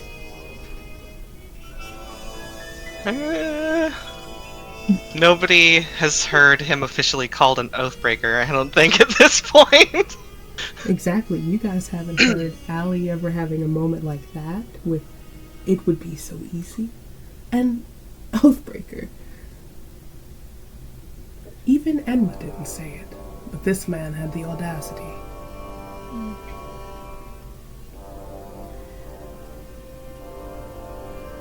To sit here and spout your nonsense and then look at me? Yes, perhaps my problems are on a grander scale because I have walked this earth longer than any of you. But you all have your problems. Well, To be Well, fair, not your pieces of problems. shit like you. Yeah, your problems killed everyone in this building. And you don't think that your problems are going to cause some sort of chain reaction? I think it remains to be seen. I think we Yours. were doing a little better before you showed up. Before I showed up, he says. God. You all would be unaware cattle to the slaughter had I not shown up. You've already slaughtered all my people. What the fuck are you talking about? I'm talking about you. I don't give a fuck about these people down here. You lot are what I'm talking about.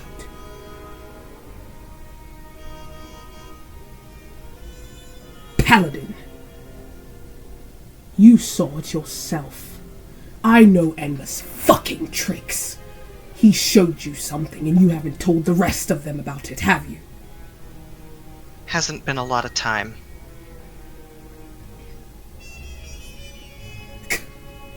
But they trust me well enough to know that I would have as soon as I could. But you can understand why this might have been a little more pressing given that it's happening right now. It's just the beginning. This is just the beginning. Oh, my goodness. What I have just started. You could even call it a fucking mercy.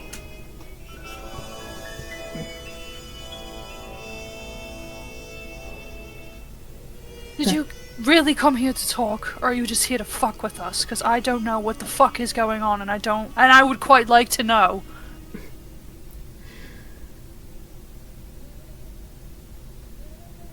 You too, Kestrel, what is going on?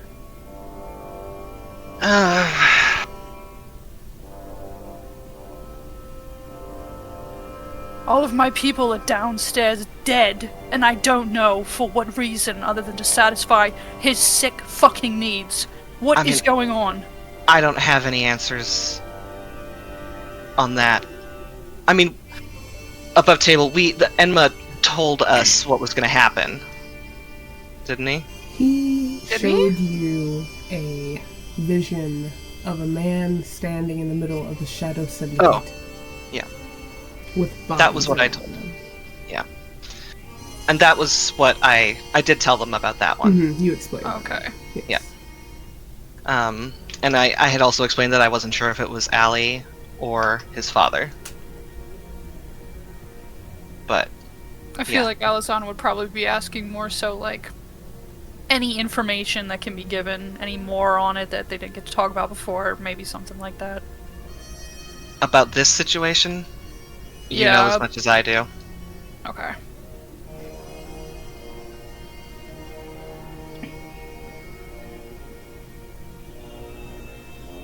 I told them about this. I told them about you. You said you wanted to have a talk. What could be so important that you have to tell us that made you kill all my people? As much as it's going to absolutely tear you up from the inside to hear this, son, I did it because I needed blood. And lots of it. That's your only reason. That is one of the reasons. You're more pathetic than you look. Once again. Before you start pointing fingers, I'm going to tell you to look on the inside first. Ellie, make me a wisdom saving throw. +5. Okay. +5. +5. Plus 5. Okay, so this is +5. Oh my god. Jesus So 9. Christ. Yay. going great, you guys. Uh-huh. Oh, fuck. I don't like this. Allie, you feel compelled. There is a cup of red liquid, especially for you. Mm-hmm. You feel compelled Do I have to? to pick it up. Your father is staring at you with deep red eyes.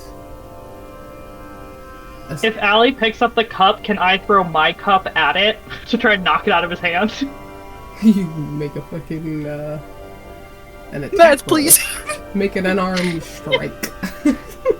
Okay.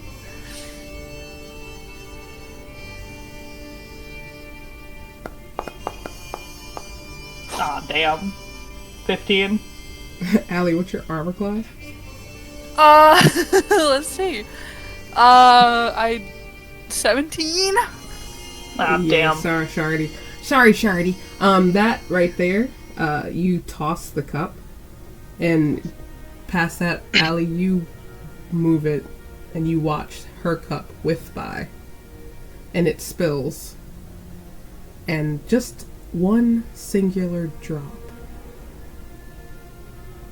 just lands right on the suit that Adolphus is wearing. Oh, shit.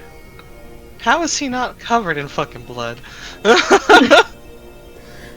That's tricks for me to know, darling, and not you. I'm just kidding. So He went to a dry cleaner. Oh, sorry. Allie, You have to get dressed up for the... Sorry. He had no, like you an can- hour. Allie, you put that cup to your lips. I don't want to. Uh-huh. Allie, you put that cup to your lips.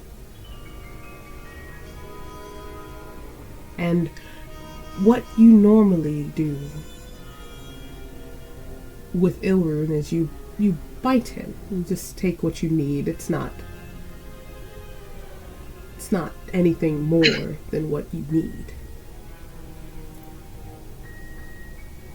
That sensation that you felt when you walked in through the doors and you felt compelled to just smell the air a bit more. Ah, what a nice smell. Blood. I wasn't thirsty, but now, God, I'm fucking thirsty. Oh, why is my throat so dry? Oh my God, I need something to drink. I need something to drink. I need something to drink. And you all watch as Alazan downs that entire wine glass in one fell swoop. A bit of blood trickling down his chin.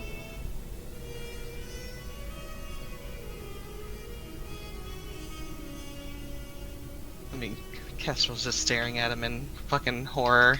Ah, Allie, God, that was... It was so tasty. It was good. Oh my goodness, that...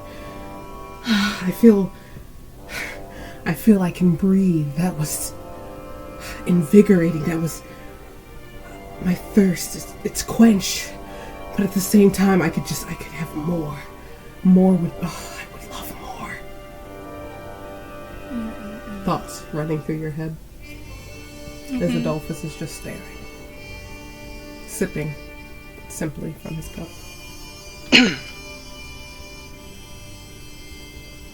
Should have given you protection from evil and good. Yeah, probably.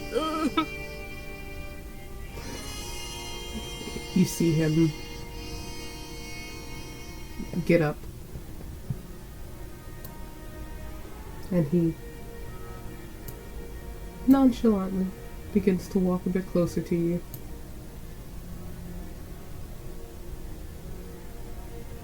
I feel like he'd be too distracted by his own thoughts right now to even notice he's coming close to him. He takes a wine bottle off the table, and as you have your cup in your hand, not really ready to just let it go yet, he pours more.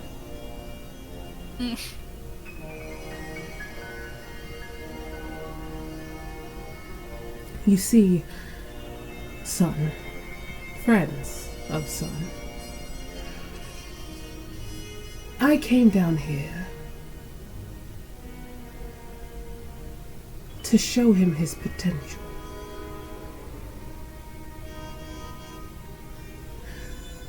That elven mother of yours muddied your blood.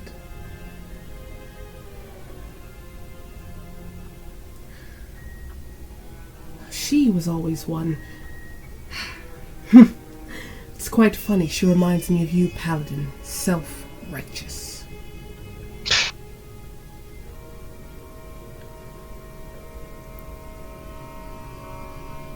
And now that I've found you, I simply wish to help you elevate your potential.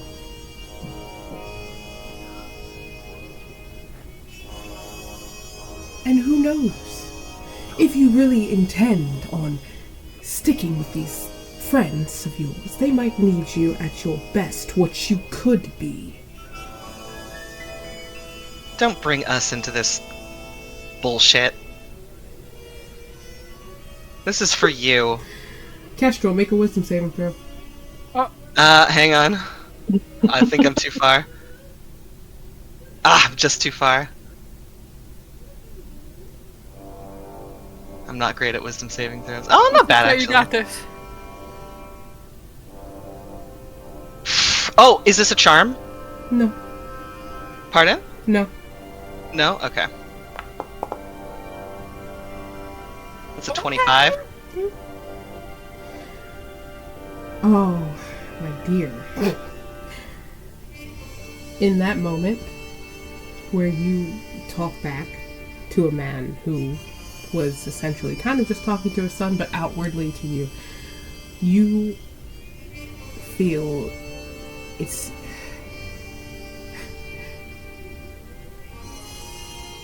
You feel as if something has gripped onto your brain, specifically with claws. And there's a moment where one particular press,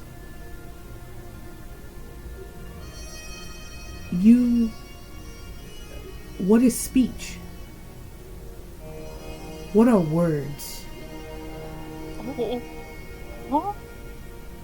Talking. How do I talk? What? And you manage to steel yourself through it. But you feel pain. Like a headache coming on. And he stares at you. Stare back, but I don't say anything.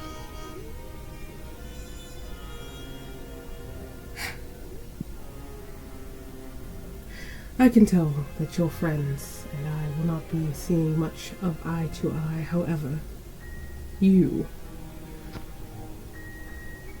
Haven't you wanted to be stronger? Be better? Would Alizon still be in his, like, right state of mind right now? Like... You're thinking, Or- God, I want to drink more of this, but you at this point would have come to your senses enough to know that your father's standing next to you and he's talking to you at the moment. But your Okay. cup is full again. You could drink some more and you know, you kind of lick your lips a little bit, but yeah. Well, I feel like if he can control himself, he wouldn't drink anymore, but he would be staring at it. And he would say, I don't want to be like you.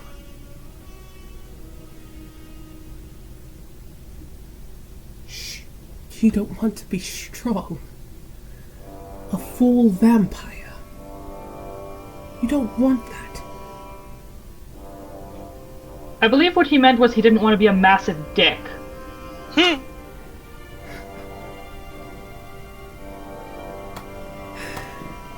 Woo! Y'all are really testing me Charisma! tonight. Wisdom saving throw. You are too far from me to get a +5, I'm pretty sure. That's okay. Yep.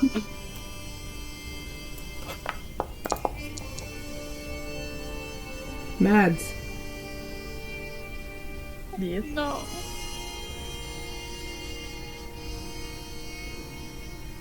you see those knives sitting in front of you? You reach, you pick one up. Oh, it's so wonderfully polished. This has to be out of Allie's good set of silvers. Maybe even gold. Found the good silverware. Found the good silverware. As you go and you turn it towards yourself, V launches himself across the table to grab your hand, Yeah. knocking over the fucking candle. My best buddy. Oh.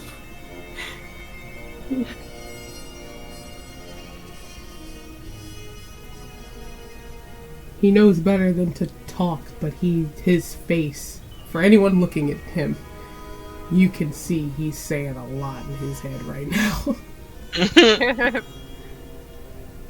As it's fucking honestly, I should make strength checks, but I'm not gonna do it. I'm gonna behave myself. And Adolphus looks away, and he looks back at you, Ollie. You see, if you were a full vampire, this would be child's play.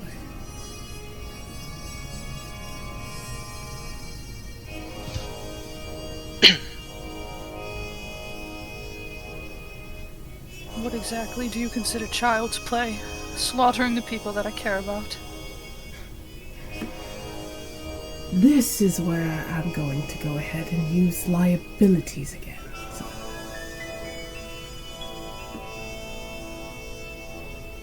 Now I'm willing to wave my hand at the rest of these at the table. Friends of yours. But your employees. Liabilities. The paladin is aware of what is coming. I am aware of what is coming. Like I said, you can just consider what I've done mercy for what is coming. Who wants to waste perfectly good blood?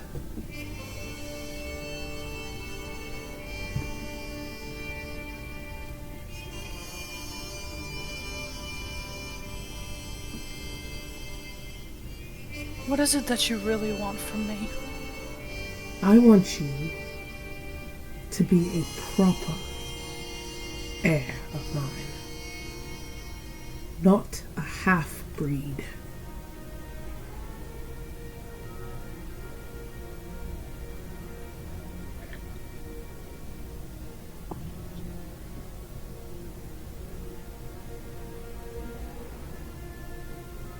And what if I agree? Will you leave them alone? I've already said it. I'm willing to wave my hand at the ones at this table.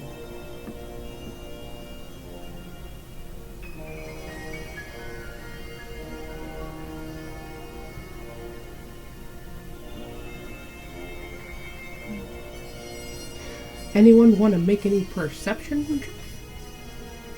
Sure. Want to I do would some love perception checks? Love to make a perception check. That's a So I really 10, need to know what baby. Elrune is thinking right now. It's a 22. Oh, nice. Oh, good. I'm sorry, I'm fucking forgetting I also got some bitches on the board. Excuse me. Oh, I'll roll for Noki. Hang on. You got a bitch fall on the table. Oh god. Noki got a 14. Ooh, buddy, goddamn, he is not paying attention. Elrune, please, this is your wife. You have to roll good. Hyrule, come on, man. I know.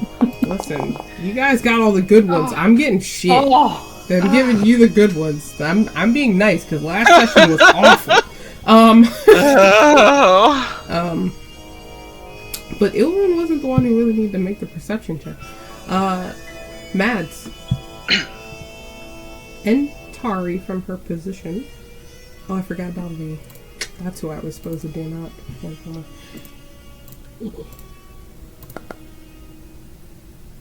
I got it. Yep. Out here. Ooh. oh boy. Alizon, you want to do one? Sure, why not? What are we doing again? Perception? Perception? Okay, my +0. Uh-huh. Yeah, that's about right. Hey, same. Twinsies. Yes, slay. Are we close enough that Kestrel could reach out and, like, hold on to Allie's wrist? You measure that. Is it literal? 8 feet? Then no, I guess not. 5 feet.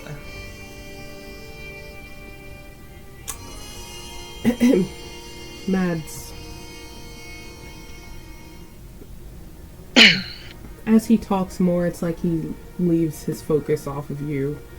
So you feel a bit more slack in the knife that you had pointed to yourself, pretty close to your fucking throat. That V is holding on to and also kind of pulling, like, your hand away from you.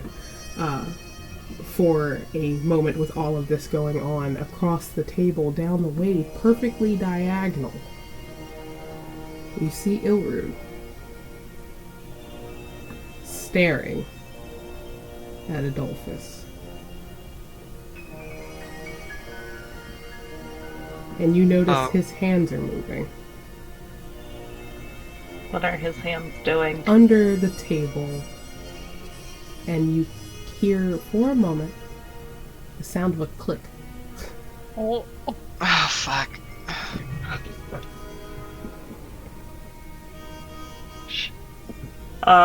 Well, I mean, there's not a whole lot that I can do without setting everything off, so I'm gonna just, as quietly as I can, whisper to V, shit's about to get real bad! Be ready! Allie, if you are looking across the table at Ilrun. he is looking down at his lap in shame. Okay. I'm not looking at him. No. Yep. Yep. Yep. For everyone else who doesn't have that high of a perception check, you guys see a hate in Ilrun's eyes that his normal, silly, fucking, goofy ass, annoying as hell self has never worn before. As he is staring Allie's dad down and calculating in his head. And for some reason you guys feel that's not good. That's probably not good. God. Do all of us notice this now, or is it just Yeah, I'd say for the not good rolls, it's only 10 and above. 10 and above, so Tyrell don't see that shit because he's too busy looking at Allie and Kestrel. Ilrun obviously doesn't fucking matter because he's busy doing what he's doing. Yeah. Yeah.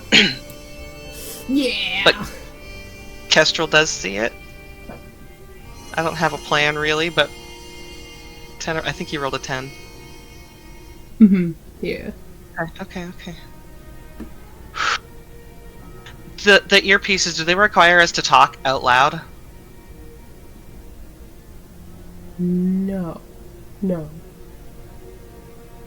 Then Ilrun would hear in, because they have earpieces too, right? Yeah, all of your commands have all of your second in commands have them. Then he would hear in his head, "Now is not the time. be smart about this. Please. I'm going to fucking kill him. I agree, but if we do it at the wrong time, then you'll die for no reason and leave Allie all alone.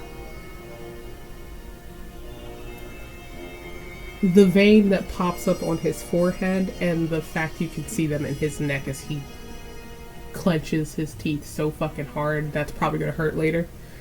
Yeah. But you see this man, this pale elf over here is getting real heated real quick. Would all of us have heard that, or was that just Kestrel to Ilrune and Ilrune back to Kestrel? I feel like if you're going to be quiet about it, you gotta focus, so I'd say only Kestrel and Ilrune heard that, yeah. Gotcha.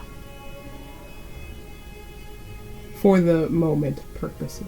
I think it was Yeah. directed specifically like, calm your shit. He's like, Yeah. dying.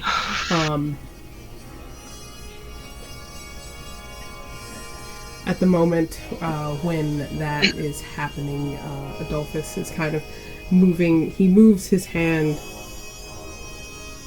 towards the cup, the bottom half of the wine glass in your hand, Allie, and he tilts it forward. Would I, like, make some kind of roll to, like, just turn my head away, like,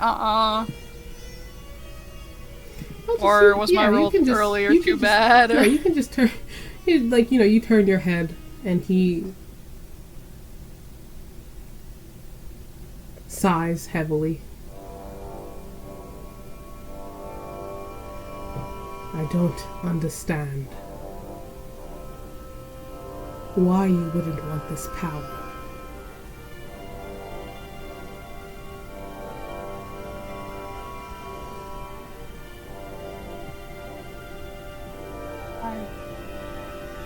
It doesn't feel right. We're vampires.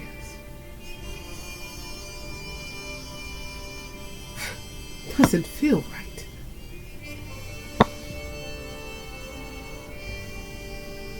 Why do you only care now? You've never been in my life. Until just now. Why do you care? Because I am trying to give you a way out of this shit that is coming for you all. If you take the power, if you understand it, it could help you. And then I won't have to be sitting here worried about my heir potentially being a fucking half-breed.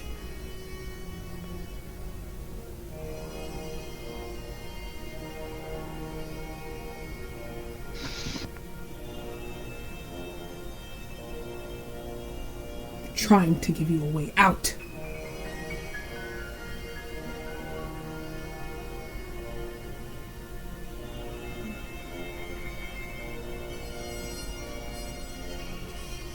I want you guys to know how hard it is for Kestrel to not be saying something in defense of his best friend right now. No, pop off. I want to fight. Let's roll. Let's roll. Alazan not yet. demons in his head right now. Not yet.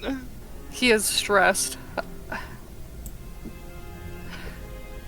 Am I still trying to stab myself? No, at this point V fucking got that shit out of your hand and you're coming to a bit. V fucking took it and tossed it, kind of like pushed the rest of the knives off the fucking table on your side of the fucking equation, like, fuck. What if I'm not myself anymore?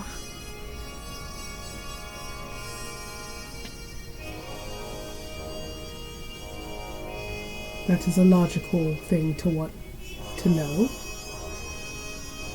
Upon turning into a full vampire, it'll be almost as if you were reborn. Yes, your mind will be a bit muddled, but it will come back to you.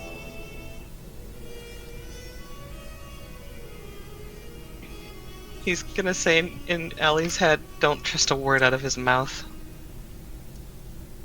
Alazan would actually, like, pick his head up a little bit and glance at Kestrel. Finally, just, having that little bit of, like, don't do it. It's kind of like a slap in the face for him, because he was seriously debating it. And he would just kind of shake his head and I don't trust myself.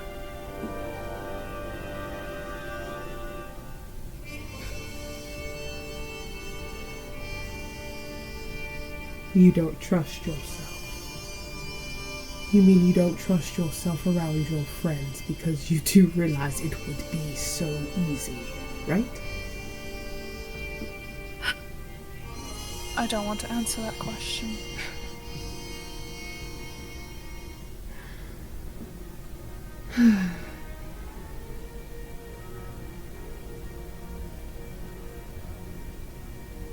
Pity.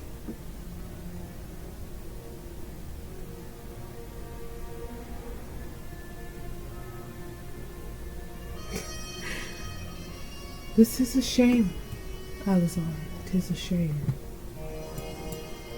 You see him kind of start to walk back to the chair. He does sit.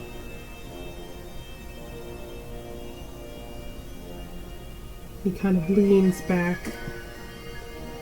And he's staring at all of you at the table.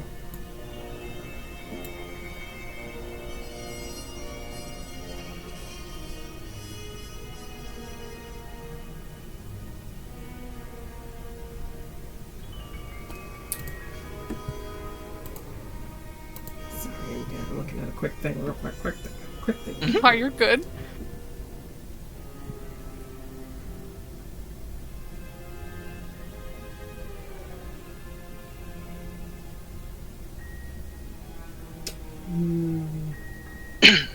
I hate that sound so. It means horrible things are coming.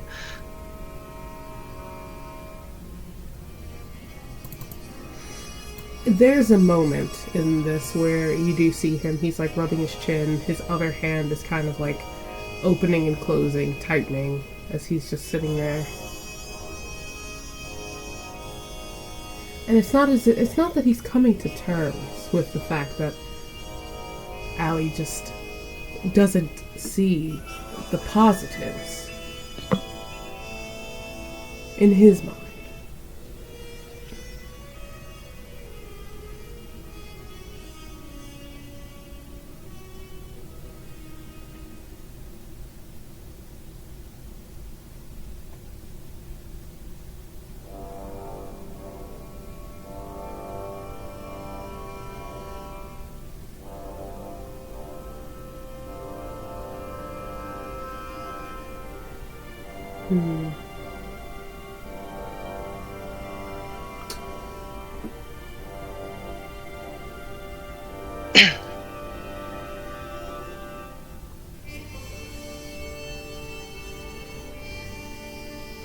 Allie, there's an itch at the back of your head.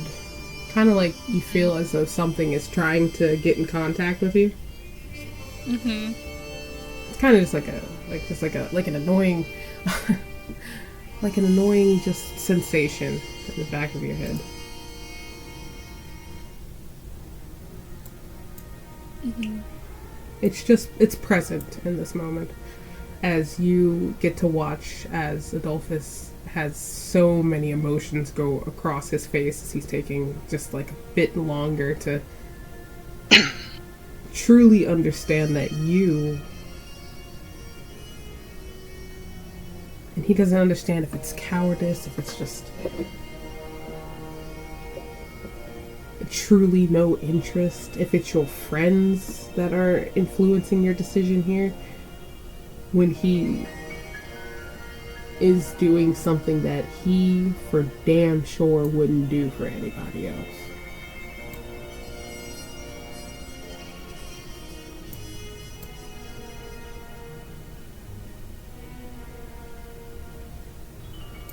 Allie spat on the only generosity he's ever shown to anybody. In his mind. Oops. Literally. Honestly. And he recalls countless times where he has had people beg him for power. Begging him to save them. And he just fucking laughed and turned away. And now he is out here offering And like you said, in his mind, Ellie just spat in his face. And he's trying to figure out how to properly cope with that. Therapy? And in that moment, you guys, he's contemplating the candle lights, the one that hasn't been knocked over by V's body, all begin to, the flames are flickering very hard, like they're moving, and there's no real wind in here, but they're moving. And behind Adolphus, the flames that are coming from the fireplace get brighter, and then they dim, and then they brighten, and they get stronger, and the air inside of this dining hall begins to get stuffy.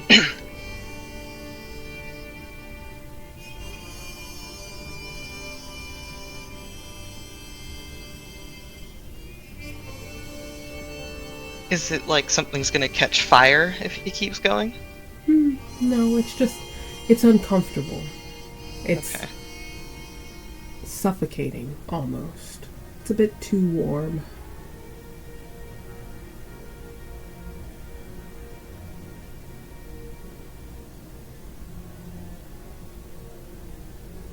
If having a full-blooded spawn was so important to you, then why did you sleep with my mother?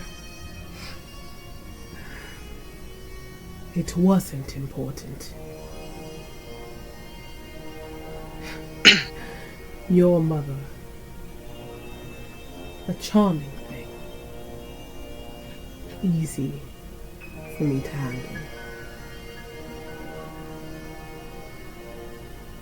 She hid you from me as long as she could.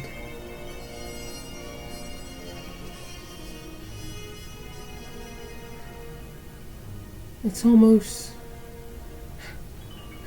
I feel as if I'm talking to her. Right now. Looking at you. I offered her power when she still had you in her womb. Just in hopes that she would come out full. And she turned me down as well.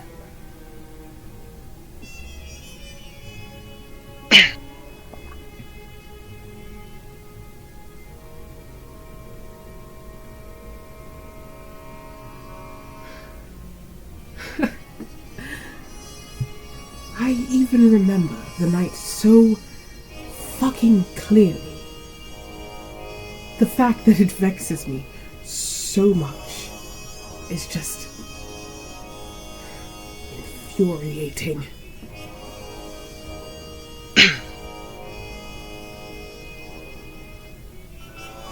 And you.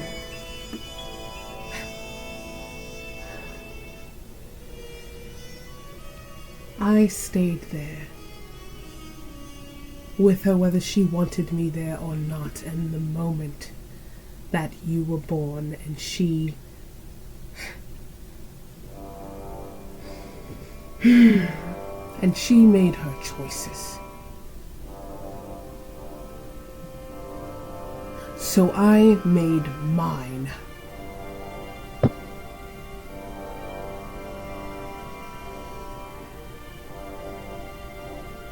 And I took you to that fucking hag. And you left me to die there.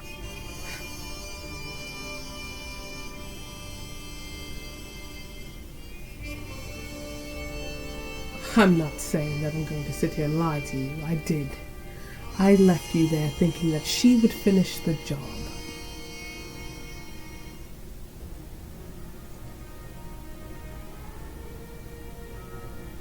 Then why would you expect me to want to be anything like you? Else you don't have to be like me. You just have to have power like I do. Fuck off for all I care. I will then.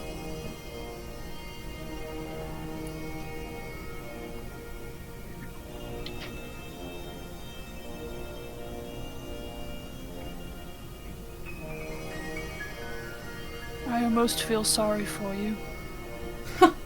Sorry. For me. Yes. Please, do. Do tell.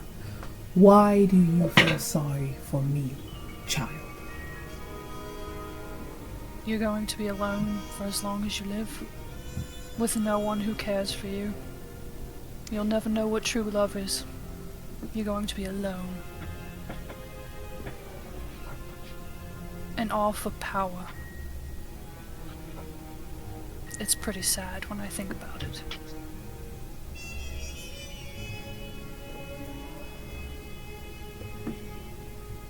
Did you even love my mother?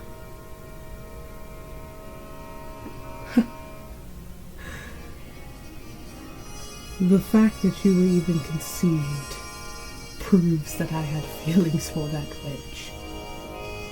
When she Yeah, you turned call me her a down. wench. She turned me down. She turned what I had planned for us down. It's not. Why am I explaining myself to you? Did you ever think that maybe this wasn't about her or me, it was about you? Why don't you ever think about anybody else's feelings? Because all I've learned about you so far is how much you only give a fuck about yourself.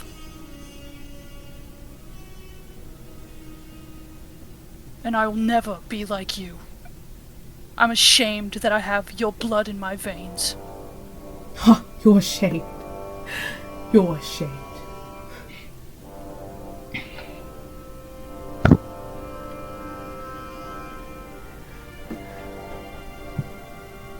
But you could change, you know. You could help us. Instead of trying to make me into something I don't want to be. Help you.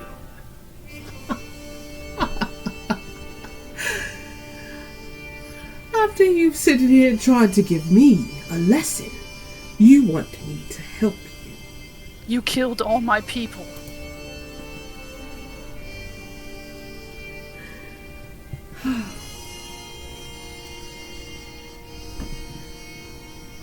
God, you are your mother's child.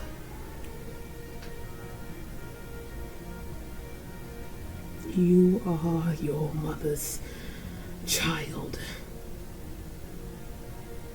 Is she still alive?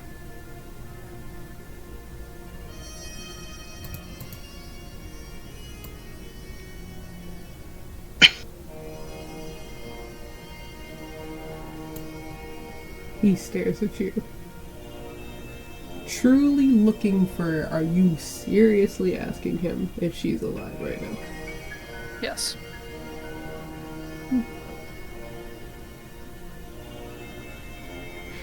I forgot, Allie, what was it that you said that you still have? Was it like a... I think it was either a necklace or a bracelet. I think it was either one of those. I want to say it I think might it have may been have like been a, like one of those, like it Was it fit an earring? on you, like a armband, but it's like a bracelet Yeah, on you. I think it was like a bracelet, yeah. Yeah.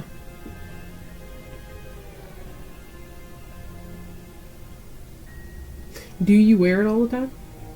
Yeah, he has it on right now. Hmm.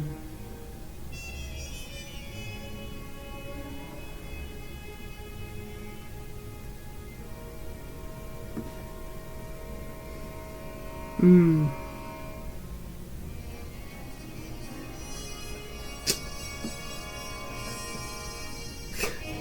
I'm sorry to do this to you, but give me a persuasion check. Oh Okay. God. You got this. I got this. Oh, that almost rolled on that one. That's still bad, but could have been worse, I guess.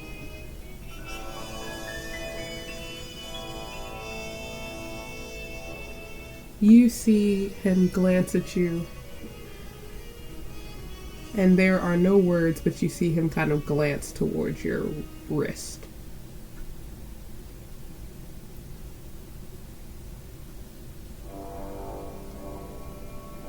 Do You just kinda- do you look at it? Yeah. Kestrel, you're close enough. Would you like to make a perception check? Yeah. I'm not good at that either.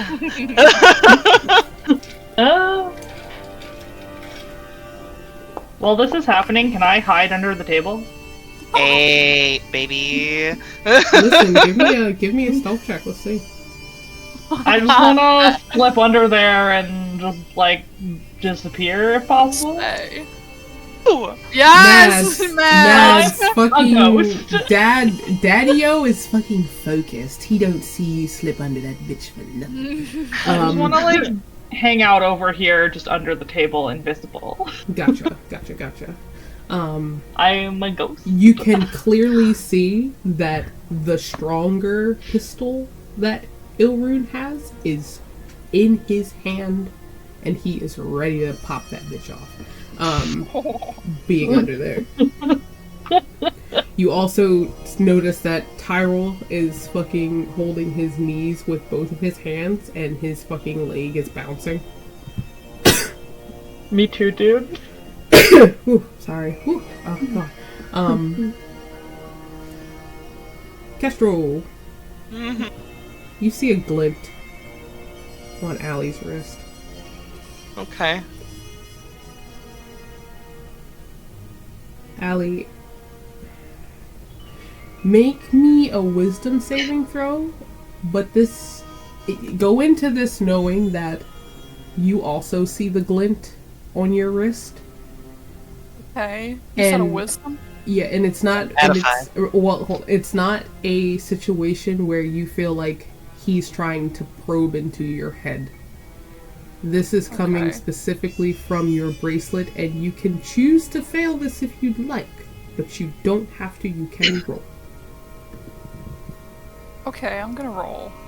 Because I'm probably gonna roll dog shit anyway. Yeah.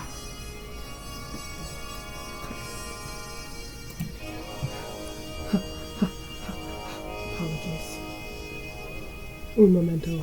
A por favor. Oh my god. Hello. Hi! How's it going? Hi! Allie, when you roll that wisdom saving throw, for a moment that glint that was on your wrist from the bracelet, it's like you felt a heartbeat for a second. And then I'll explain it to them, but it's like you your eyes go glossed over for a second Yeah. as you are kind of sucked back into your subconscious. And you can't really see a good visage of this person, but you can tell that you're looking up at them and they are humming a lullaby to you. And it's one that every now and then you just kind of sing it to yourself. Like you hum the tune. It's just something that's always stuck with you for a long time. And this lullaby is sad. It sounds like this is a goodbye. And it's when you ask that and kind of trying to piece everything together, it's like this is a moment that is locked into your newborn brain of the first time you really got a chance to be with your mom.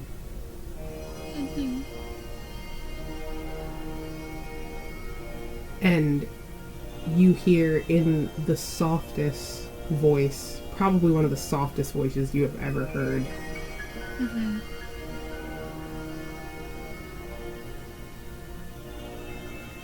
that just simply says, "I love you so much, my son."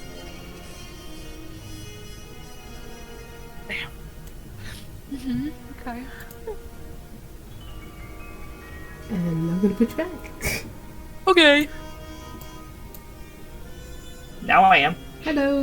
Oh, it's Hello. hello. Before Ren says anything, I just want to let you all know, none of you have ever seen Alizon cry, but you see tears stream down his face. Awesome. Yeah. And in that We try moment, then. his eyes are glossed over, and then the tears start. And that moment specifically, you guys watch as Ilru slams both of his hands on the fucking table, and he stands his full height, and he looks at Adolphus. What the fuck are you playing at? And Adolphus just turns his head slowly to look at Ilru. I don't give a fuck about what you think you're doing here. If you feel like it is right, you leave him alone. And you can tell he is passionate at the moment. He is upset.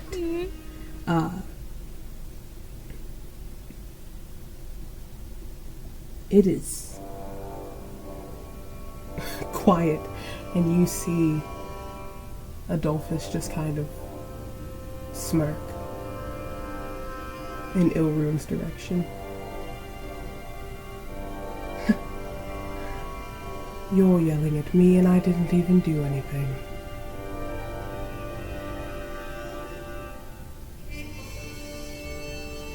Alzon, he would have kind of jumped a little bit at the hands on the table just because he's in his own little mind right now, but he would have looked at Ilrun and been like, it wasn't him. Ilrun.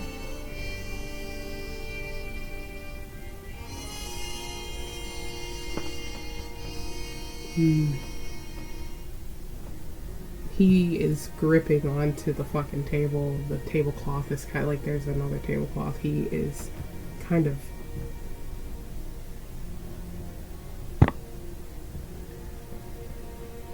he's trying to ground himself as much as he can because he wants to leap right now.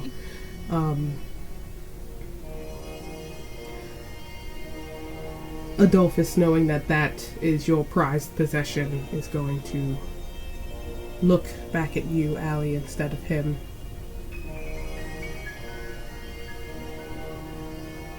Did you get your answer? He doesn't say anything, he just nods his head a little bit.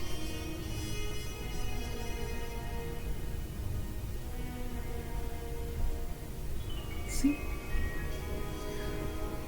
I can be cruel when I need to be, and I can be understanding when I need to be. Looks over at Kestrel.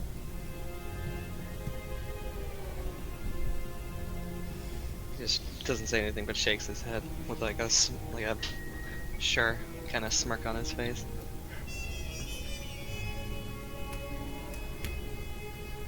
I am excited to know what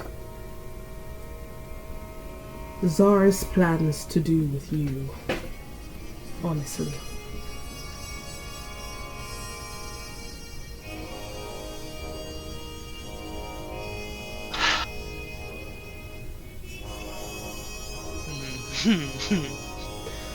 The fact You know anything? Enma. Oh, sorry. I know enough, son. The fact Enma showed his face looking for you, that means Yador also has plans. I'm trying to see what they're seeing in you. In Kestrel? Mm-hmm.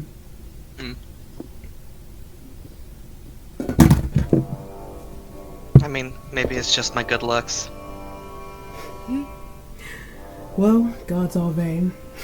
That's funny.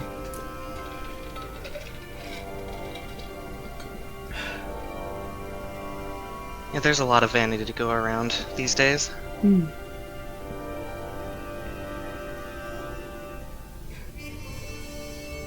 Kind of gives him a pointed look. Just a little. And you know what truly makes me wonder is you have those two down at the end. Not completely, but the cleric and the paladin.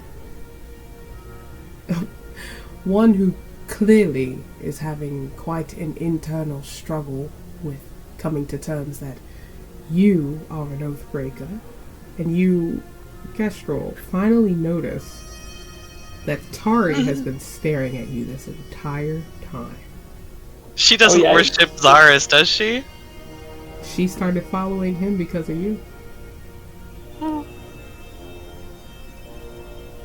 she started following Kishena as well because of Doki. So she's kind of like dual wielding it. But she is staring. Her eyes haven't left you. Is the vibe like disbelief or anger? Disbelief. Tari's not an angry girl unless you mess with Noki. So. He would kind of look at her, because, I mean, they're also very old friends at this point. I will explain. Just know that this is not... It's not even been a day. I don't...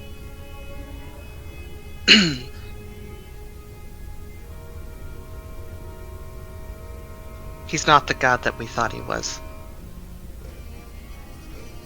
Surely not. Absolutely not. Which... I wonder who's going to try and weasel their way into you now. Interesting. Maybe I don't need a god anymore.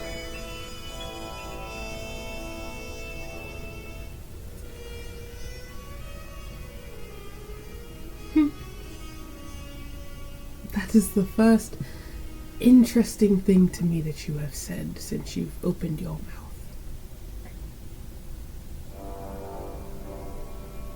Usually I pride myself on my conversational skills.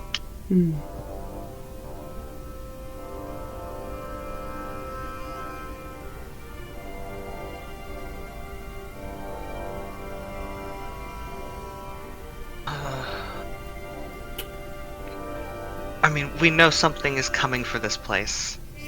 Enma told us as much. Is that what are using to justify all of this slaughter?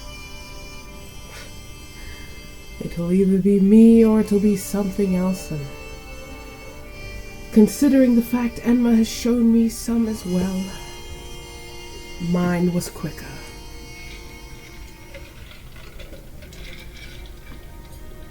They should have had a chance.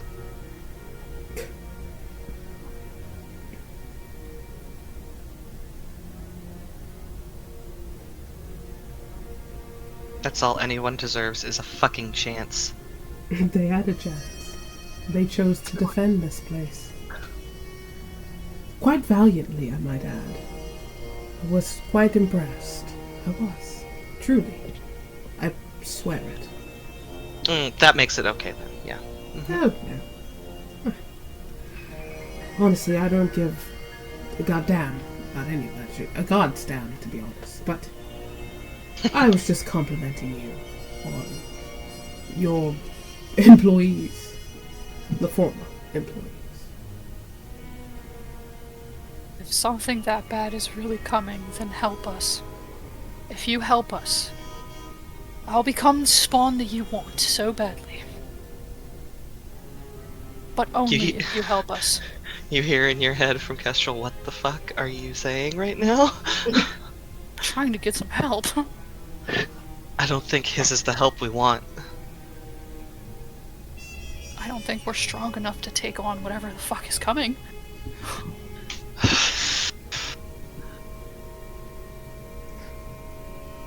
Well, I suppose we can just try to kill him later.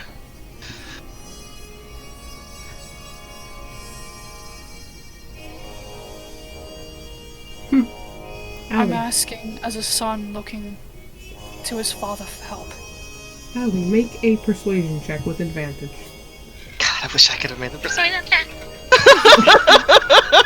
It's gonna be a nat 20, don't worry, watch this. Woo! Nailed it! Fuck! 12 was the best, really? Fuck! I hate my fucking life, I hate this game, I'm done. The dice are telling a story. You're right. Ah,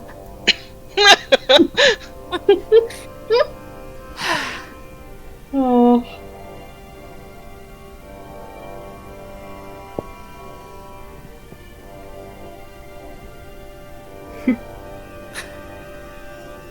ads. Oh, funny.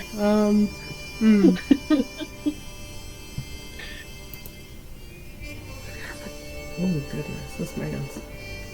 Me right now.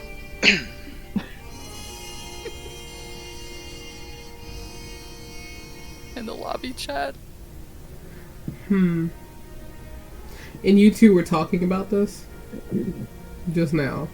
That was real conversation. In our heads. Gotcha. With the earpieces, yeah. Of course, he rolls an 18. I don't want to talk about it. So, you, dear son, you enlist my help. You get what you need out of me. And then you and your friends come back and you come to me saying, I'm ready to become a full vampire, like our deal suggested. And then you all attempt to kill me. Does that sound about right? Looking at Kestrel. He gives him a look like, are you surprised?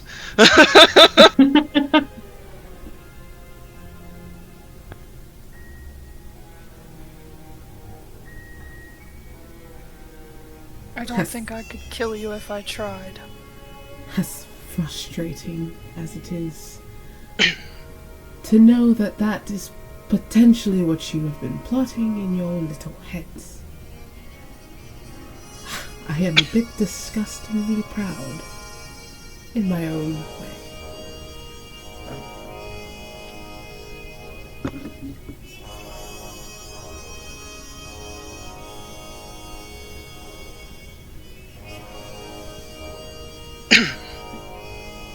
I wasn't thinking of killing you. Ah, don't take it back now, son. I really wasn't, but alright. I had other plans.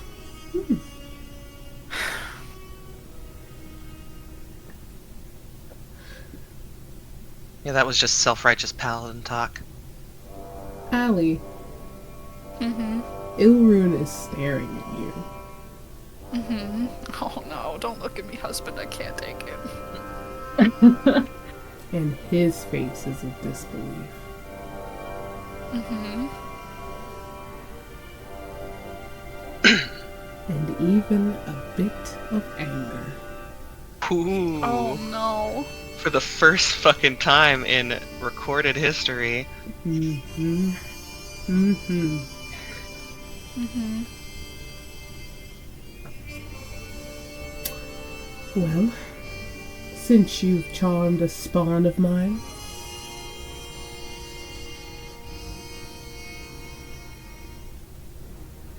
I'll help you when you truly need it.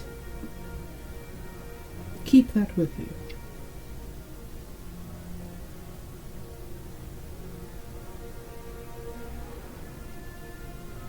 And then we'll see about how well you keep your ends of the deal.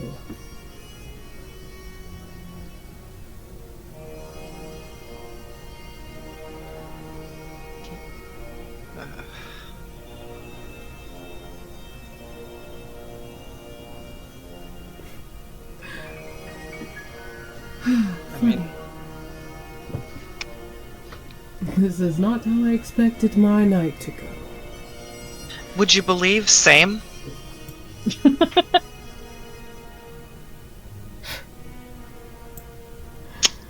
Yeah. We are, for the first time, in agreement on something.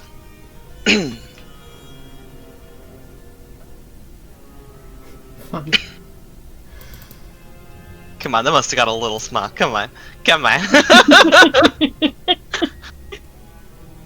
You see him give a very tight curl at the corner of his mouth. I'll take it. As he...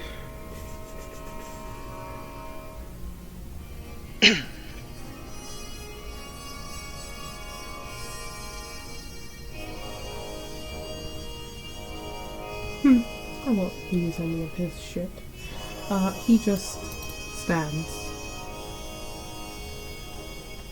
And he begins to walk past all of you, honestly. I mean, since you're here now, you might as well enjoy the food. And he leaves you all there. And he goes and walks out of the door.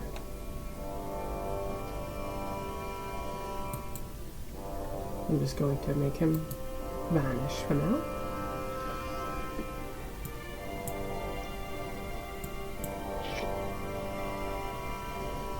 Feel like we all unclench our buttholes a little bit in unison. I'm gonna pop up in his chair. God, I wanted to stab him in the dick so bad. But I knew that we needed to be more chill than that. Alzon is just deathly quiet, head down, not looking at anybody. Tyrell is fucking right there with you, Mads. He's like, if you would have got his dick, I would have got him in the throat. I could see it. I was literally under the table. And I was like, you know, it would be so easy for me to just go down there and stab him right in the nut. Let's avoid that phrase. V is just like, I am so tired. Alright, that took me a minute.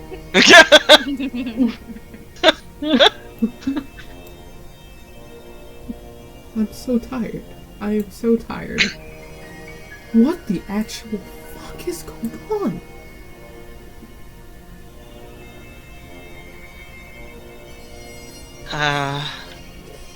I mean, we were shown or told that this place would be facing destruction in a matter of days. We were all told that. I honestly... I don't know any more about that, specifically.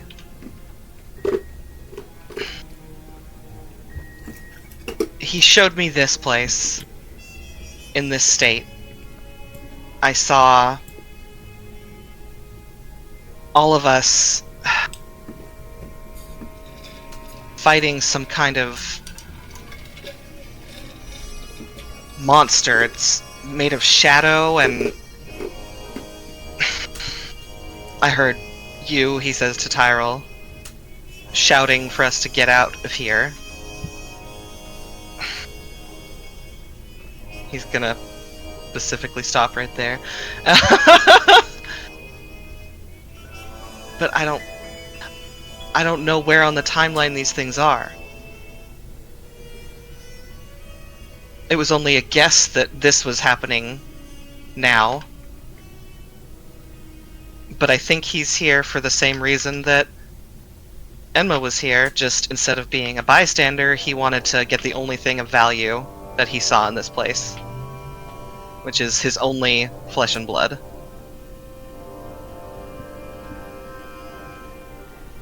Does anyone feel that that's an inaccurate representation of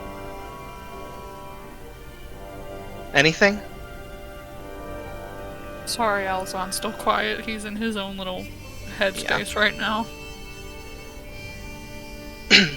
I mean, that sounds about right. I don't know. The only thing I would say is that I don't trust anyone who claims they have visions of the future. The future's not set in stone. I agree. It could I show you possibilities, but I don't know that we should be too hung up on what could happen or what might happen. But it is something we should consider as a possibility. I mean, yes, I think for sure take precautions, but I've seen it happen before where people get a little too caught up in the, well, this was foretold and it's impossible to avoid, and I don't think the future is as set in stone as people who show you possibilities would like you to think. Well, what they showed looked like a cataclysm. And Lovely. for something like that, I think that things are already in motion. And I don't know if we even have the ability to stop that if it's true. It could be that this expansion fucking nonsense triggers something because it's worth considering that they're happening at the same time. I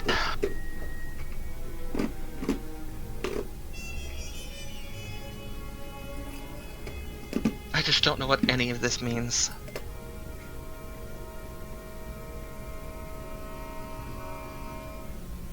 Have any of you...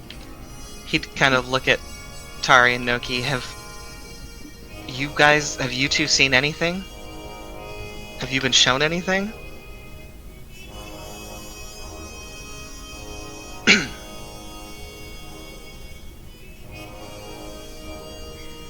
Noki would shake her head no. Tari is still staring at you. I was hoping that would have gotten forgot about, but you know. I don't know, man.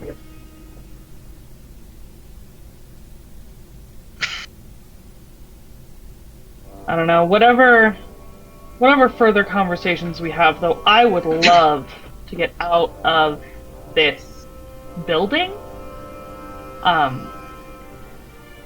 Would everyone like to come back to my place and we can maybe do some conversations there, sleep in a place that's not covered in blood or has a statue of a god that we may or may not believe in anymore on the top of it?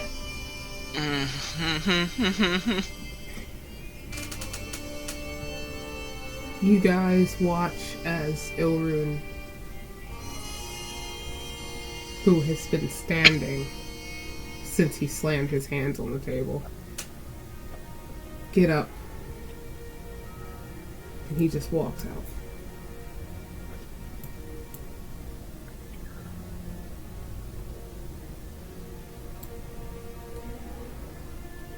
Kestrel kind of looks over at Allie. He's Is he still looking down? Elzon doesn't even flinch.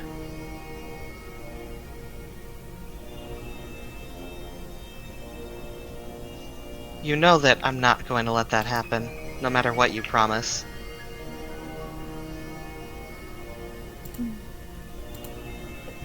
Elzon kind of looks up at Kestrel and he just nods his head a little bit.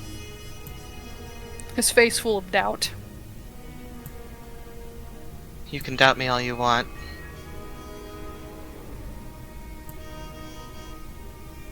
I am an oathbreaker after all.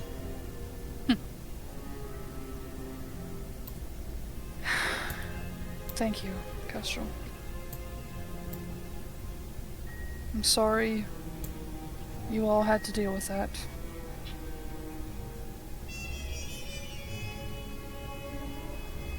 He would stand up and probably go try and talk to Ilrune.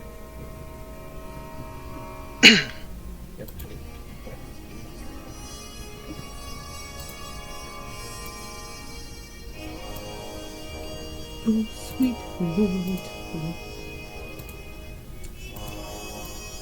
Brother. Oh, anyway. Oh. Ooh, brother, where art thou? Ooh, brother. When you fucking make, like, tokens. Tokens are fun. I mean, if it's just talking, we don't need to change the map. Cool, because I don't want to, but at the same time, I guess it just makes sense. Ellie, you're looking for Ilru.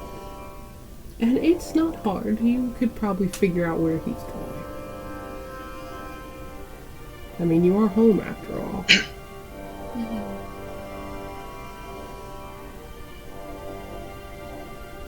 I don't know what the rest of the crew is doing.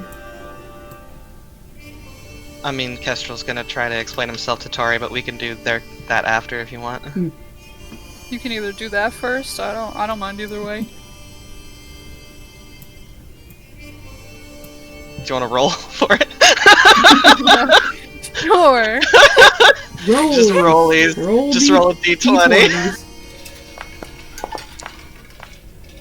Are you kidding? Oh shit! Oh yeah! Hey, hey! You finally won a roll. Wow, that's crazy! Put it down in the calendar. Hurry! If ever there were music to play along to rollies, that would have been 2 kazoos. So I'm done with y'all. Goodbye. Get out. Go away. Oh, 7 and a 6, baby. oh no, not the save, no.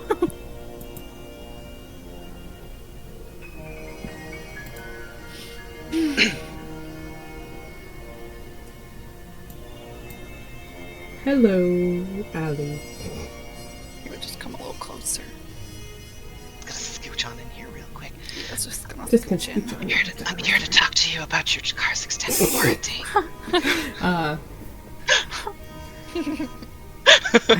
Allie,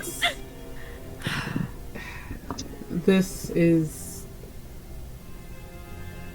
your place. This is where the two of you spend all of your time, as much time as you can afford, to just exist in one another's space, make things, hurt yourself, and then hear Ilrune across the corner. Ah! Kind of like, I'm fine.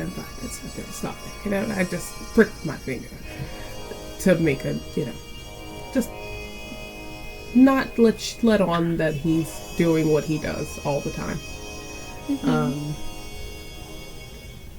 And he is standing at the normal spot where he tinkers and makes his guns and makes bullets, and just he's not doing anything currently besides a frustrated, furrowed brow, his gun that he was so ready to just fucking pull out and shove it in Adolphus's mouth a moment ago, is just resting kind of in front of him, where he has his hands kind of placed on the table here, and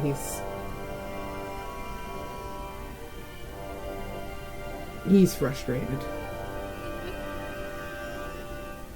I feel like Alazan would, come close and just call his name.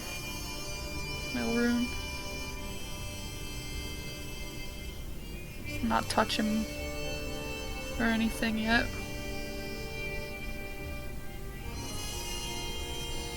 When you call his name, he was kind of standing there with his head, like holding his head up enough, but still staring down at like his gun. And then when you called his name, you can see it kind of fall a little bit, but you notice that his hands, like he grips onto the table a bit tighter.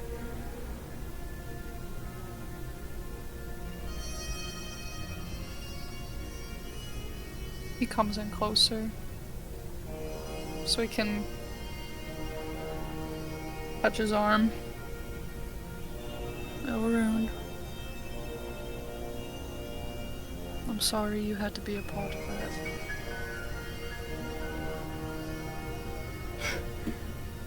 What the fuck?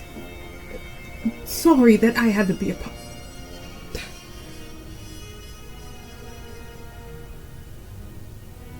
think I give a fuck about...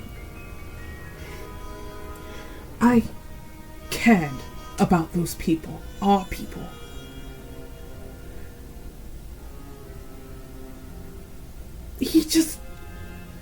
You just willingly made a deal with the devil. I know, Ilrune, I'm gonna be honest with you, I am fucking terrified right now. And I didn't know what else to do. They're already dead, there's nothing we can do about it. All we can do is get as much help as we can now for whatever is coming. I did what I thought was right. I don't want help from him either, but he could help us. And then he'll help us, and then he'll take you from me. And you think I want that? You think that... You should... Ilrune, if it means you and all of the people that I love get to live, it's a small price to pay. A small price.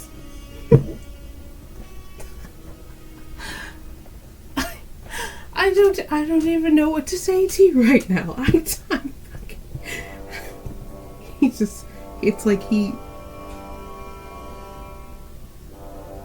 It's like the normal facade that he always puts on, and it's him being funny and annoying, but he can be this way because he's got you.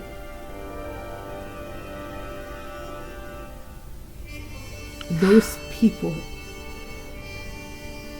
you,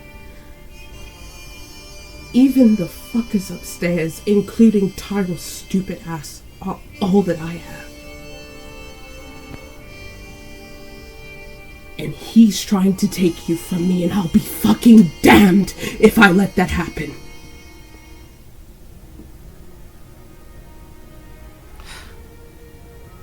If anything happened to any of you because of me, I wouldn't be able to live with myself.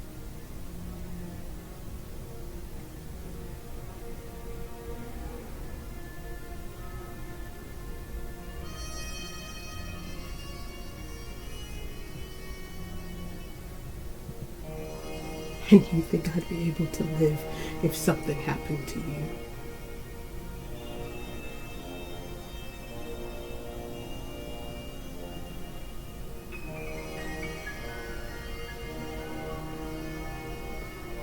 Do you honestly think that I will walk this earth if you're not next to me?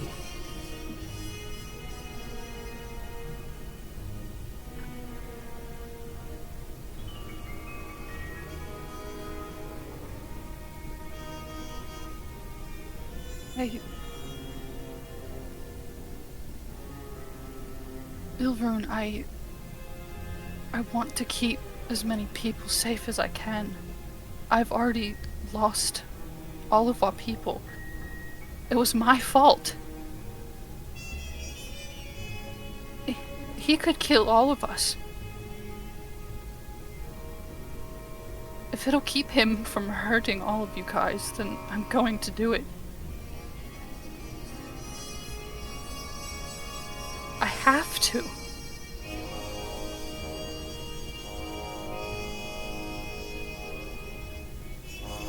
And I know you don't like that. I don't like it either.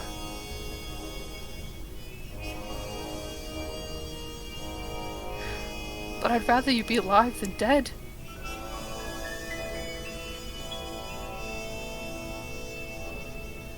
Who knows, whatever's coming, we may not even fucking make it out of here anyway. I don't have that many people left in my life either, Ilrune. I want to keep what few people I do have here and alive.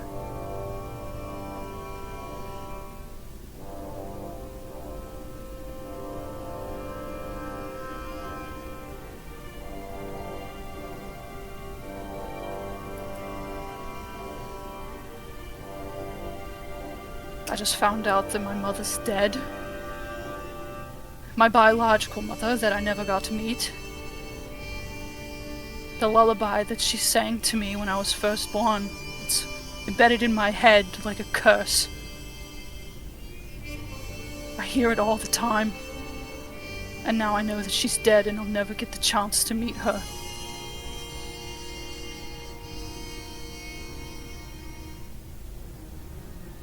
If any more people that I love die, I won't be able to handle it. Especially you. And if that makes me selfish, then I'll be selfish and I'll be the asshole. But I won't let anything happen to you.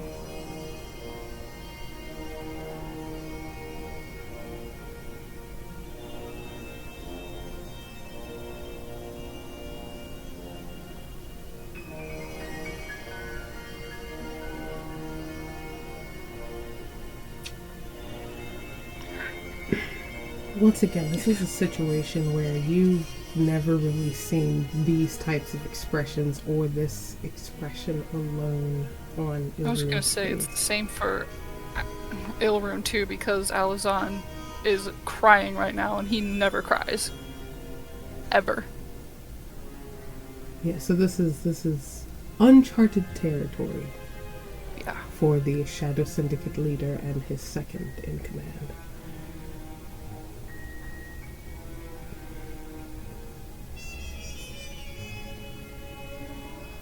Ilrun doesn't really know.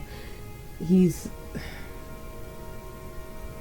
conflicted with his own anger and the fact that he doesn't like seeing the sadness or the tears on your face, and he wants to comfort you, but he is angry at the situation and he's frustrated with the fact that this fucker out of nowhere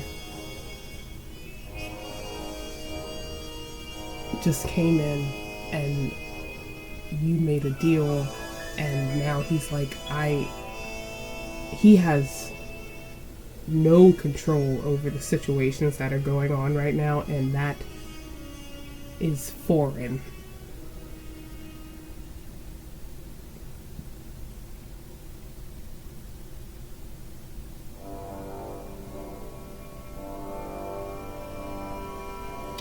But even through all of his anger and these new emotions that he isn't exactly sure where to put or what to fucking say, as he's just filtering everything he just heard out of your mouth and then just seeing the tears streaming down your face.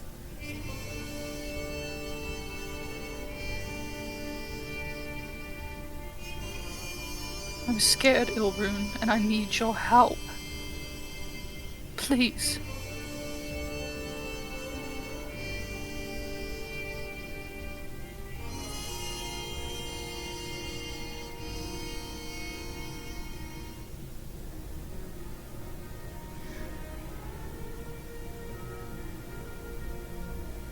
It's a pause.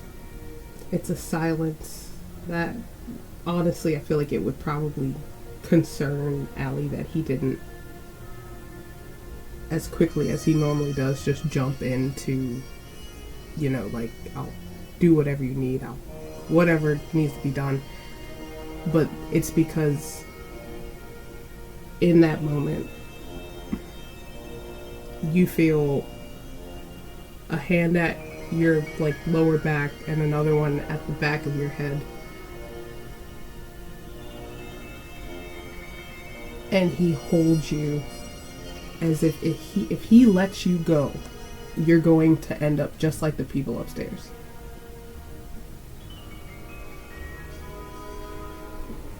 Alazan just holds on to him so tight.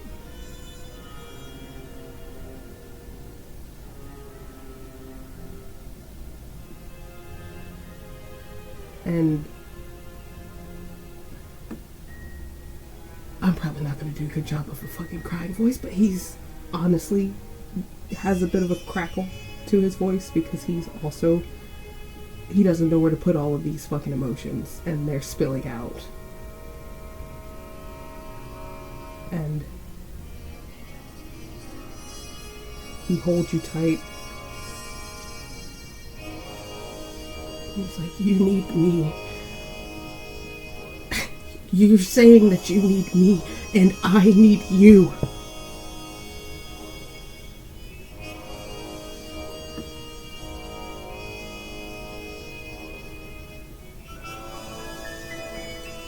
I'm not gonna leave you alone. But you have to promise me that you're not going to leave me alone, okay? I promise we're going to figure something out, okay? I promise.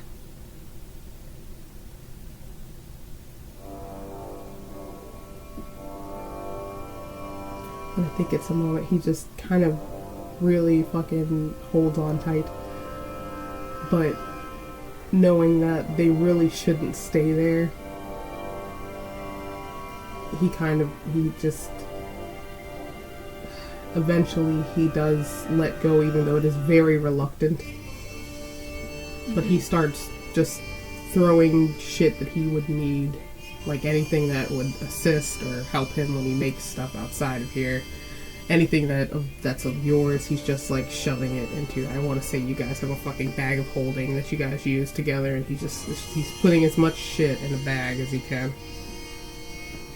knowing that you guys are all getting ready to fucking leave.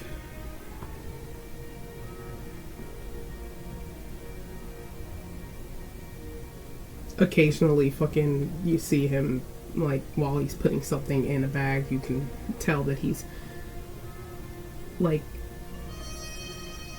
a child wiping their fucking eyes with their sleeve. He's just, shoving shit in the bag, taking time to do that every now and then.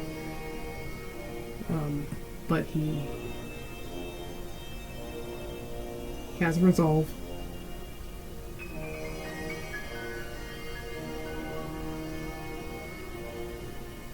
Before they leave the room too, Alazan just looks at Ilrun and he says, I have no intention of being like him. I promise.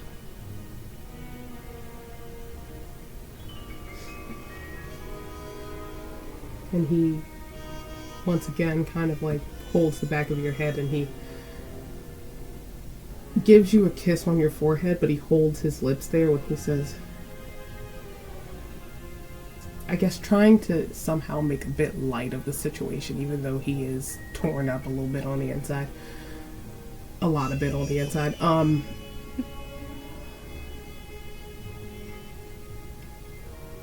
hope you don't hate me when I put a fucking bullet in your father's skull. I don't think I'd mind in the slightest, dear. Good. Because I have a few written his name on it.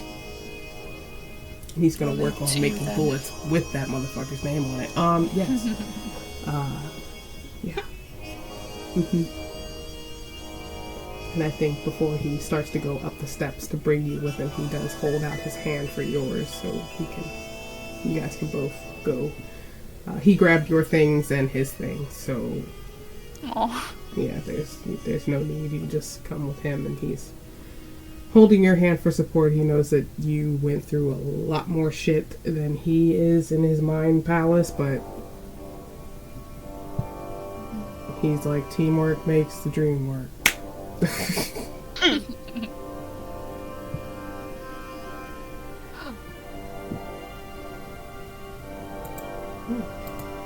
You said, I can't do a crackling voice like I'm crying right now. Me fucking crying the whole time I'm talking. It's all natural, baby. It's all natural, baby. Me over here, I can't do it because I have to be the asshole on the other side of the screen.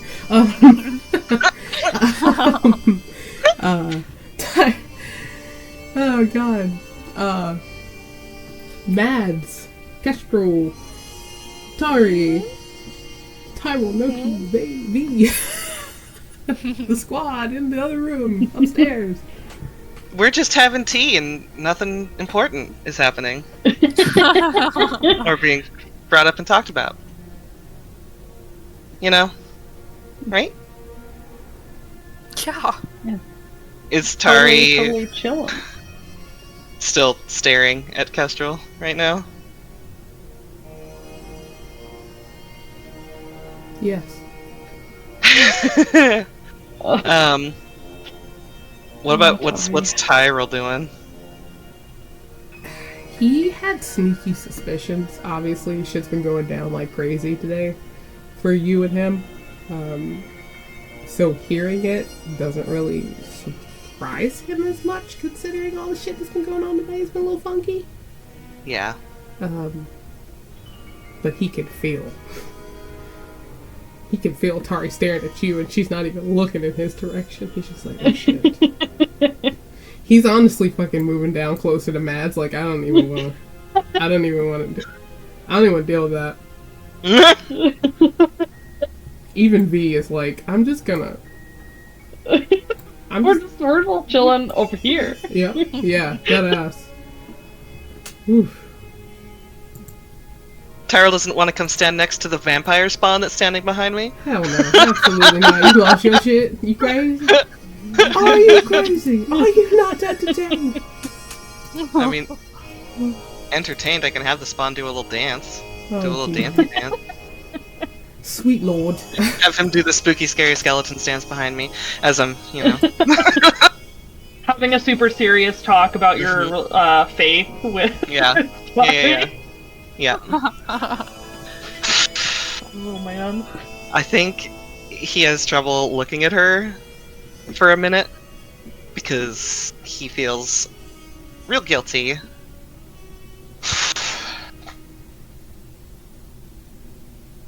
I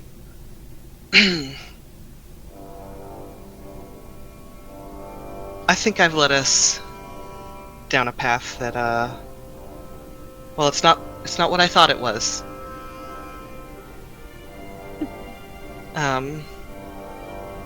Zaris showed me something. He'd kind of glance at Tyrell for a second when he said that, because Tyrell's the only one he's really told in detail about the dream, but he hasn't told him everything either.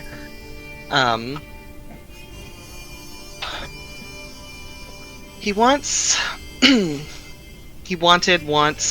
me to become, I don't know, an instrument of death for him. My whole life I was taught the glory of honorable war, but he was never that. It's all a huge lie, and it omits every horror that he's had committed at his behest. He wants me to strike every single one of you down with this fucking sword that holding in my hands feels like a lie. How can I follow a god like that? I'm not an oathbreaker, he is.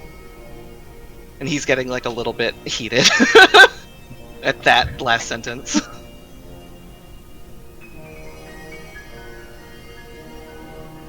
There's no glory in him, in his shadow.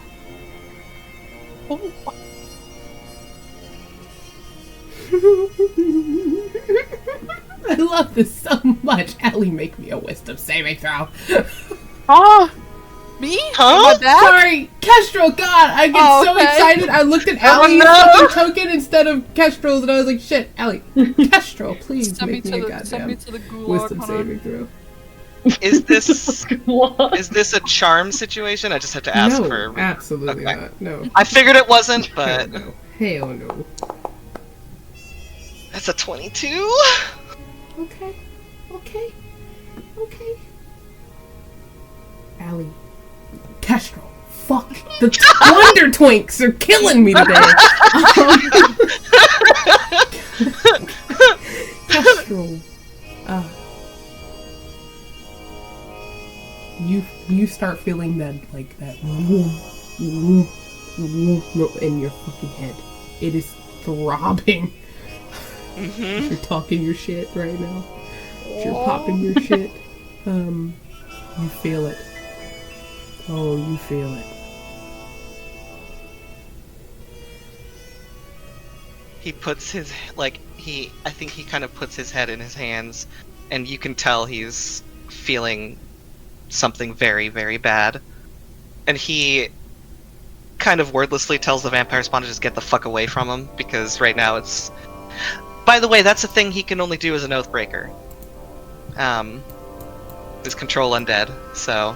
Yeah, that didn't seem super paladin-y. And remember that fear he put on Ilrune?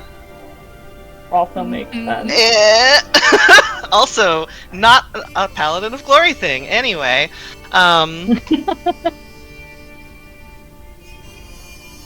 he he kind of I think he's gritting his teeth a little bit because of the headache that he's feeling, and he says, I've led so many down his path. I feel like I've just led lambs to slaughter.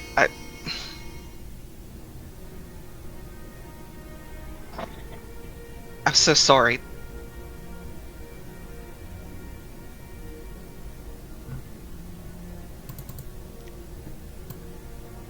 And you see her staring at you again.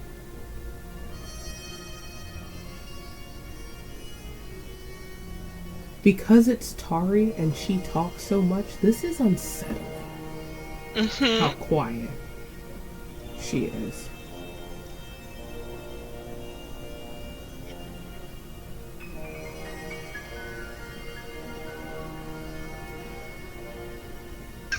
I could care less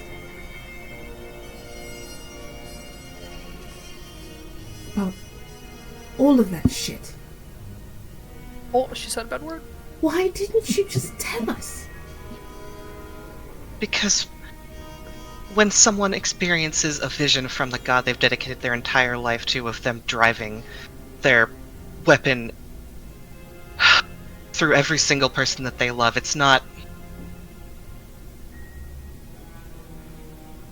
I have never felt more shame at being deceived.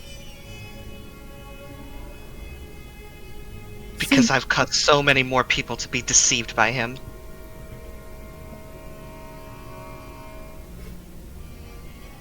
So you'll walk around like this, not telling us things because...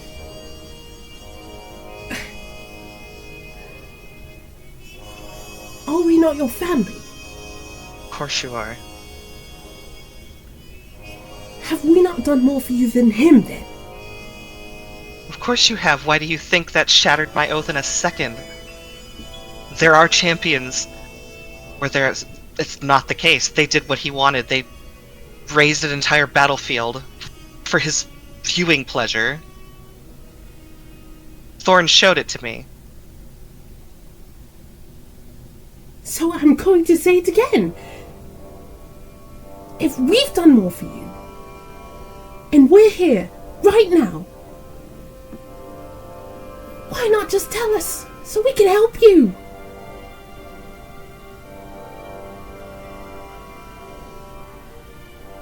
Hey, I've broken my oath that I've dedicated my life to. It's not really a casual by the way, and the moment wasn't... Was I supposed to tell you at the party? Anytime you could have fucking said anything! And yeah, she does cuss. I was planning to tell you, but then... all of this happened. And this was more pressing. I couldn't have everyone weird. More distracted. You've been acting weird all day.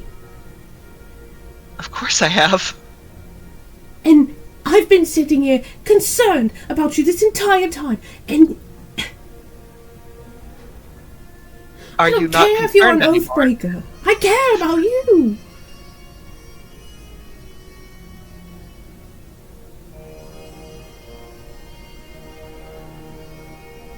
I'm telling you now.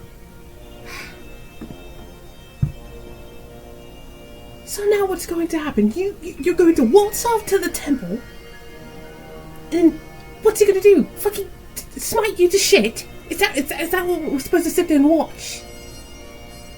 Maybe, but he's a god. I can't exactly hide from him.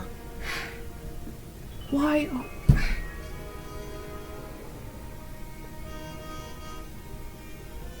I'm so tired. I'm so tired.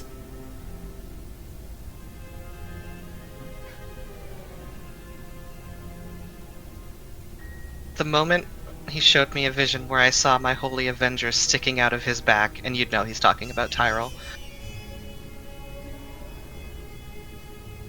Everything changed. And I just needed a bit of time to figure anything out. But clearly that didn't work.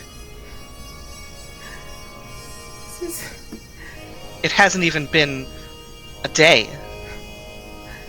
This is... You all are so funny.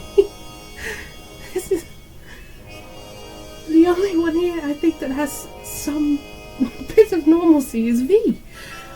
And V's like, I don't know about all that, but we're all here as your seconds to help you and be the people that are at least holding your back while you're fighting. And she sends me off, pointing to Noki. Yeah, she's calling her out. Granted, you told me to go, pointing to Mads. You've been holding information all day, and I'm pretty sure Tyrell's just hearing the word Oathbreaker, like all of us. Tyrell's like, And now Allie goes ahead and makes a decision that he thinks is best for himself, and you're not even giving us a chance. What are we even here for?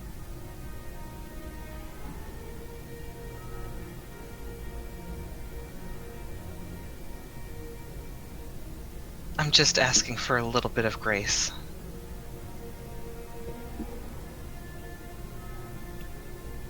Because everything I thought I knew has crumbled around me in less than a day. And pardon me if I couldn't find the words immediately.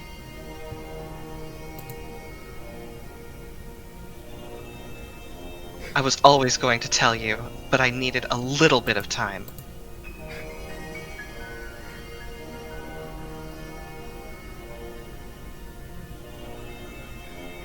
I think Mads is just gonna kind of get up off the chair, or stand in the chair, so I'm tall enough you can see me. Just to be like, look, things are getting a little heated again. It's been a really long day.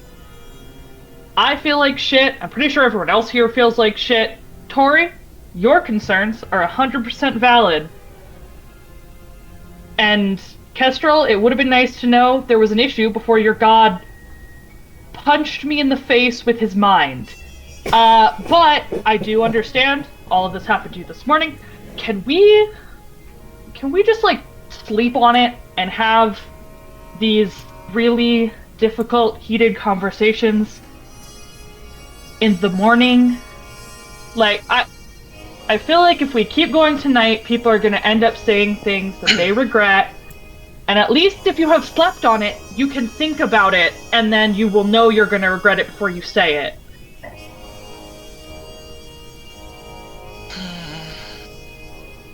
He's gonna look at Tari, indicating like it's up to you.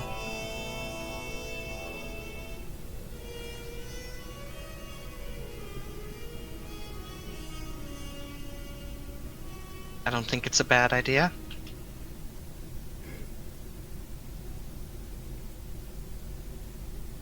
I mean, I'm about to not go talk to him, so... Wonderful, yes, let's save that for another day. Why am I the voice of reason here? I'm never the voice of reason! Because you were smart enough to not tie yourself to a... god. Tyrell looks at you, Mads. You're doing a great job. You're doing a damn good job. Right! V also is Yes. like, you're doing a damn good job. Yeah, Mads is the fucking glue right now.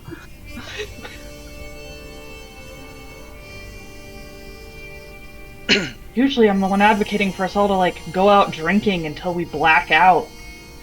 I mean, that's not a bad idea right now either. No, it is a bad idea! We have to go- can we all just go back to my house? Go back to Noki's house, I'd be fine with that, but I feel like, Kestrel, maybe that's not the most comfortable place for you to be. Go back to my house, we can just... I have lots of extra rooms, everyone can have their own room if they want, we can all just relax while we're not, you know, in a house full of blood surrounded by dead and undead people. I'm gonna look pointedly at Kestrel's undead buddy.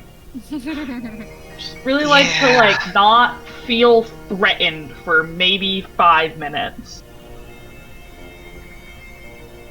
Kestrel would just kind of nod.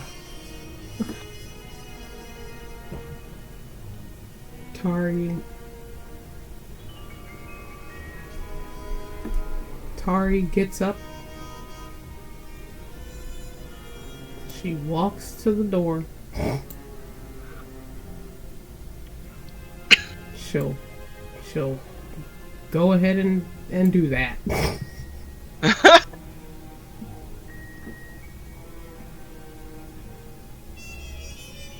He's looking at Mads like, why'd I sober up? What was I thinking? I should have just kept myself drunk and stayed home. That is probably true. You did stop her from stabbing herself in the face. Hey, I'll take I that. probably man. would have been fine. He looks at you, Mads, like the fucking head tilt of head tilts. Been stabbed One before? raised eyebrow. Right, exactly. A very high raised eyebrow. He reaches for you, Mads, and he takes your hand, and it's something that he does like every now and then, especially because you're so tiny. He just kind of really in a smooth motion hoists you up so you're like on his fucking shoulders. And he's like, I just want to go home. I just want to go home. Yep. I'm all for that plan. Alright. And I'm gonna kind of look around at mostly at like Tyrell and Noki. And did Ilrun and Ali come back in, or are they still? Yeah, I think they would have made it back up to the top. Okay, and Just in time for the real Tuesday arguing. Yeah. And just kind of like those three, and be like, okay, everyone is coming to my house. Everyone, please.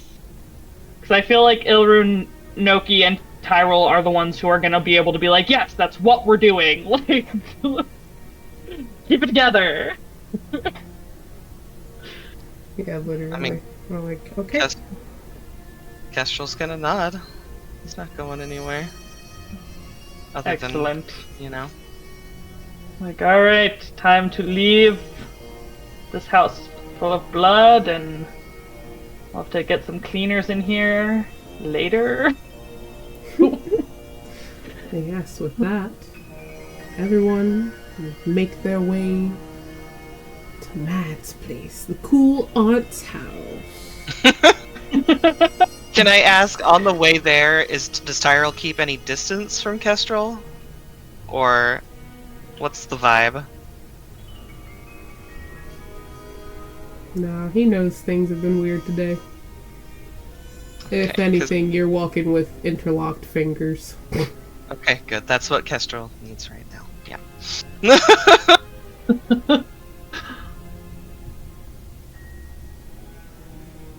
Though I will say, I'm not gonna lie to you, if you try and get up close to Allie, Oren's gonna fucking push your face out of the way.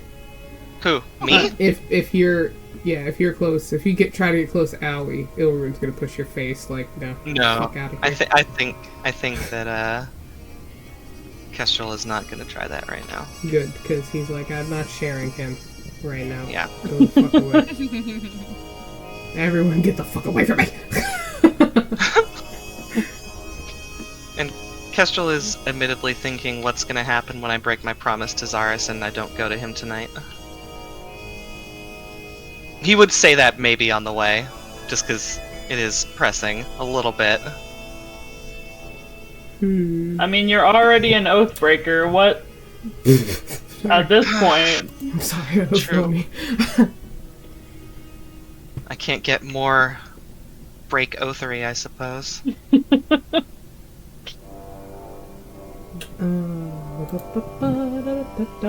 see, really quick. On our way there, I would like to mentally, to Ilrun, give him directions to one of the tower rooms in my house that's far away from where everyone else will be sleeping. Just in case he wants that info.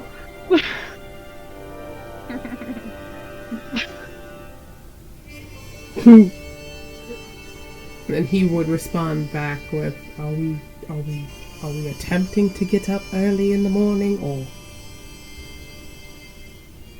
just for That's clarification? on you, buddy. Just for clarification. Whatever you want. All right, excellent. Yeah, thank you. Appreciate you. I can always count on you, Mads. You are just a blessing. Thank you. I got you, buddy. How long? That's only 1 minute.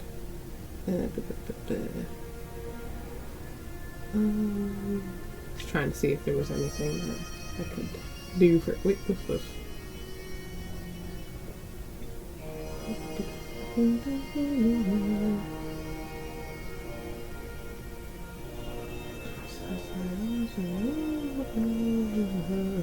Oh God, that's interesting.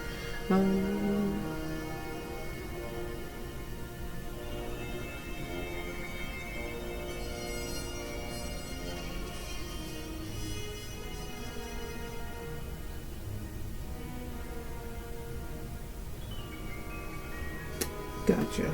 Okay. I think before we do that, on the way there, depending on what room is left for Tyrell and Kestrel. Sweet Lord. Hold on. Why did me in my head, why did I click that? That wasn't correct. Wrong thing. Dumbass. Stupid. Hold on. There is a moment where for Tyrell and Kestrel would take a moment. But it's something like Tari's probably gonna end up staying wherever. She's a bit pissed off with like fucking most of everybody. But when she knows what room Kestrel and Tyrell are staying in, she's going to put down at the door 10 feet within the door and like right after it. Kind of like maybe like 2 feet outside of the door frame, and then the rest of it on the inside of the room. Mm-hmm. Just out of concern there. A magic circle. Okay. And she's doing that while the only room that's fucking, you know, that she's like, alright, I feel like those fuckers will be, that or she'll tell you, like, your room's over there and keep fucking walking. Like, she's mad. That's good fuck.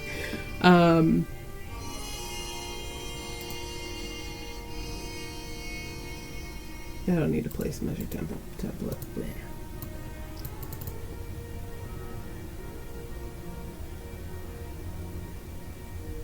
I have that spell too. I can see what it does. Yeah.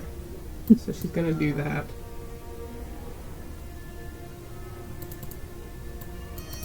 She's gonna do it for a few different places. She's gonna use all her fucking third levels. And then, I don't think she would. It's sad. Like, she got I think she got a hug from Noki. Is that what we explicitly said? Yeah. Yes. Yeah. Yeah. Then yeah, she would. Okay, then she is on guard dog duty, but she'll at least get her sleep. I think like 4 hours she fucking needs. But either way, Elf power, baby. yeah. So she does that. She puts that down. She puts the one that's down at their room, and then she does one for Mads, and depending on if V is staying with Mads, she's like, I got 3 of them, I'll put the 3 of them down. I feel like V for sure has some sort of mattress or bed of some sort in Mad's room for times like this specifically. Like, when he's like, I don't trust that something's not going to come in the night to get her. Right. There's like it's like one of those like Japanese mattresses that like rolls out. Yeah. Like the little blanket. Like that's what he has. got a little, yeah. little fucking futon. Yeah. For He's got sure. he's got the little like futon bed that like rolls up under her bed or something. Yeah. So he 100% was just like, I'm to go chill here. I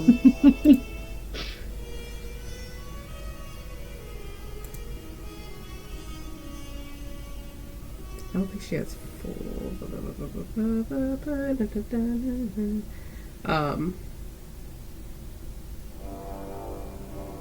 Yeah, because Ilrune's gonna do his own shit. Kestrel can also place Magic Circle, but they, you know.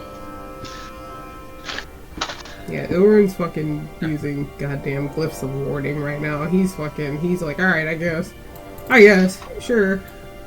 By the way, I lied. He doesn't have it prepared. Aw. But yeah, he's doing some little. Allie can see him getting things in place just in case. He's making glyphs on things just in case if anything happens. But he's also doing this butt-ass naked because he's about to go to a town of pound, so he's excited about that. Jesus Christ. Yeah. You know, just in case. He's like, alright, I'll just put this down really quick just in case. He's doing this butt-ass naked, and Alizon is, like, calling Tibbs and Theron to be like, hey, be careful tonight. So some shit's going on. Oh yeah, did we make sure the child got to them? Tibbs would get back over the intercom, all that. They're like, yes, we have the young Furbolg with us. He seems a bit out of sorts, but he's doing all right. We addressed his wounds. He's perfectly fine. Picture of health. He kept asking about cake as well, and at some point, I do believe you are going to have to explain about the father situation because I don't know what to say. That's fair. Give him cake. Yeah, literally. He is sleeping currently. He had quite the sugar rush and then passed out. Yes. Excellent. Okay, well that's good. Yes. Yeah. Thank you very much. You're welcome. Just be careful tonight. You all as well. Unsure of why, but he's like, you as well. To be honest, we don't know why either. Just be careful. Okay. Alright. Will do. You as well. Sleep well.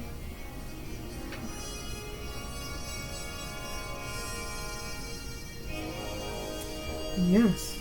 You all find your rest. I just want to say also Tyrell is also planning to go to Pound Town if Kestrel's feeling it. You know? It's gotta be one of those. Yeah, listen, you gotta work out the stress. Yeah, you know, it's one of those for sure. Just making sure, you know, that it's like Yeah. just he would be, you know, consent is key. Yeah. He's like, hey, are you feeling like, you know, this is starting to feel like this might be the last time we get to do anything, so I'm just saying I kind of want to get all of it out like right now. God, I think Kester would just look at him and say, I don't want to have a single thought in my head. And he's like, yep, Pound Town. Awesome. Great. So, fade to blacks on Ilrune and fucking Allie and Kestrel and Tyrell, fade to blacks. Everybody else is good. They're good noodles. They're like, hey, we should probably rest up, you know, maybe let our bodies relax because we might have to do a lot of shit tomorrow. And everybody else is like, we're not gonna do that.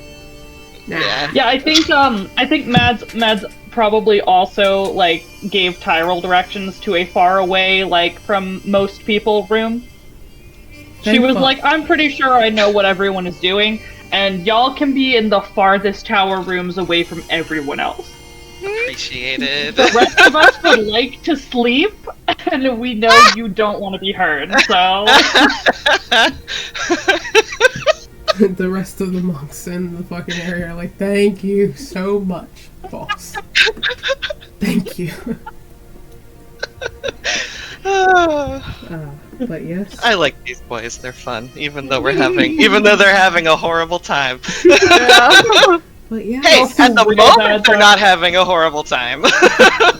And we will end our session there at Mad's loving, humble abode. Pound towns aplenty, and everyone trying to sleep off all the bullshit. You guys survived today. Good job. Jesus Christ, that is one day!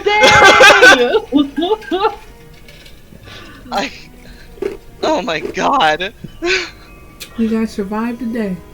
I'm still We proud. sure like Doc as our characters, don't we? Because this is session 4? 5?